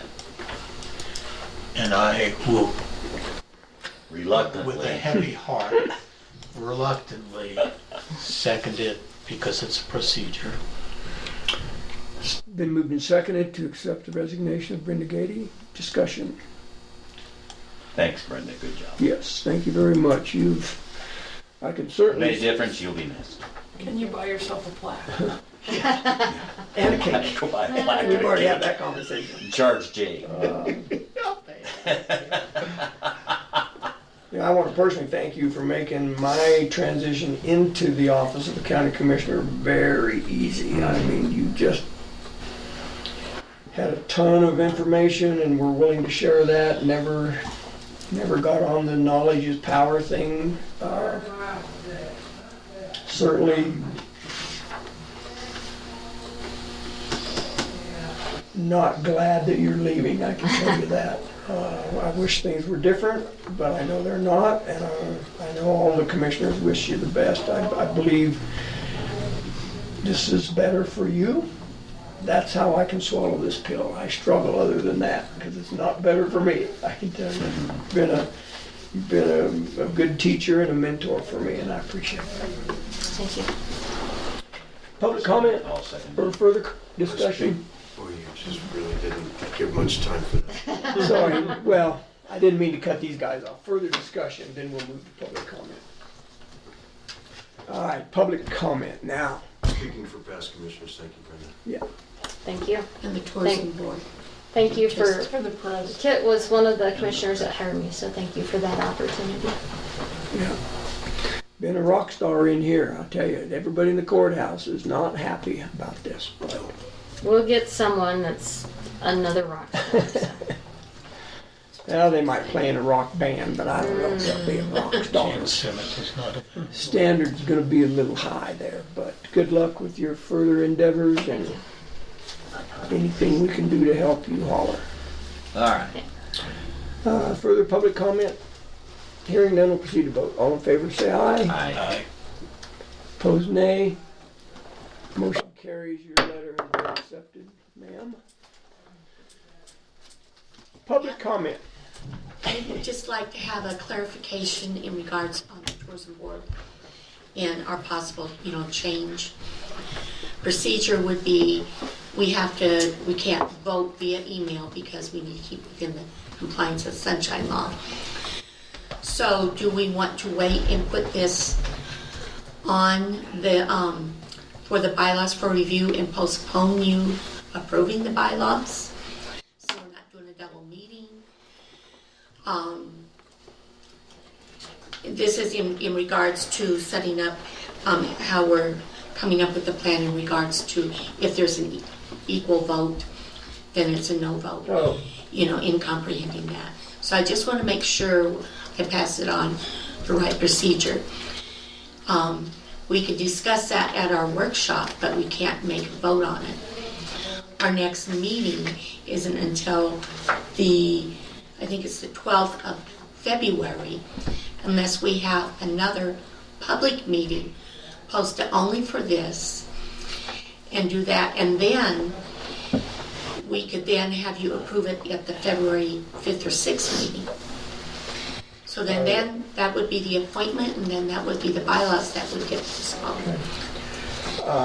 I can only speak for myself. I will not vote to approve the bylaws as they are written. There are numerous mistakes in those, grammatic mistakes, and then there are some philosophical questions that I have. But so if you, in my opinion, I'm not speaking for anyone else,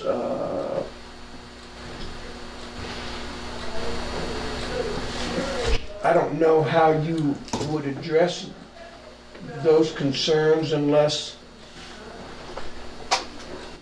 we do talk about the tourism board bylaws on the 31st. Okay.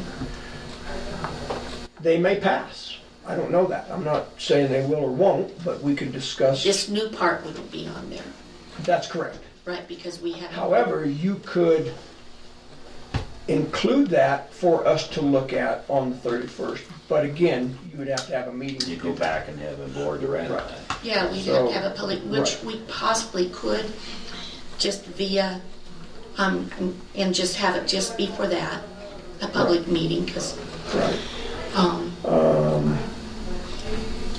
The reason why you can't. Yeah, I guess that's up to the tourism board the way I look at it. I just want to make sure. If we don't that want to we have stay- another meeting, then we'll review it because it's on the agenda for the 31st. Okay. And go from there. Okay. So if we can get a meeting, quick public meeting planned, some of it will be via phone, but that's okay. It's in our bylaws. Then we can do that before. I just want to alleviate you guys having to do it again, plus us being able to get him on maybe. That'd be great. sooner. Okay. Yeah, it's entirely up to the tourism board how they want to move forward with that. But in my opinion, I think this bylaws needs to go back to the tourism board. I don't believe it's correct. I read it and I agree with you. There's corrections and Thank you. things that need help. So we're probably gonna have to meet again anyway. Take a look at it in that meeting. Maybe get it fixed in time. So, All right. We still gonna have an executive session? no, I meant to tell you that on the amended agenda and I forgot. My apologies there, that's been canceled. Well, thank you for that. Good. You're welcome. Further public comment? Again, I apologize, gentlemen. I should have mentioned to you that had been requested to be withdrawn. I did speak to council about that, so he was aware that we went off, but... Hang on, 11, 20 minutes ago, Tom. Oh, you told me, you rascal. Anything else come before the board? Chair would move to adjourn. We move to second to adjourn. All in favor say aye. Aye. Opposed? Aye.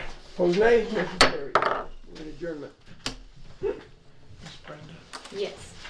I read it earlier and it disappeared somewhere, but the letter that came from the planning commission, I lost mine. Oh, I don't know how I lost it. you go. You touched the computer. Thank you. No, I had it. I read it. Probably that stuff you gave to the It might have been. CDOT guy. Might have been. You like water stuff. Very possible. I mean, yeah, that would be my guess too. Today's Wednesday, huh?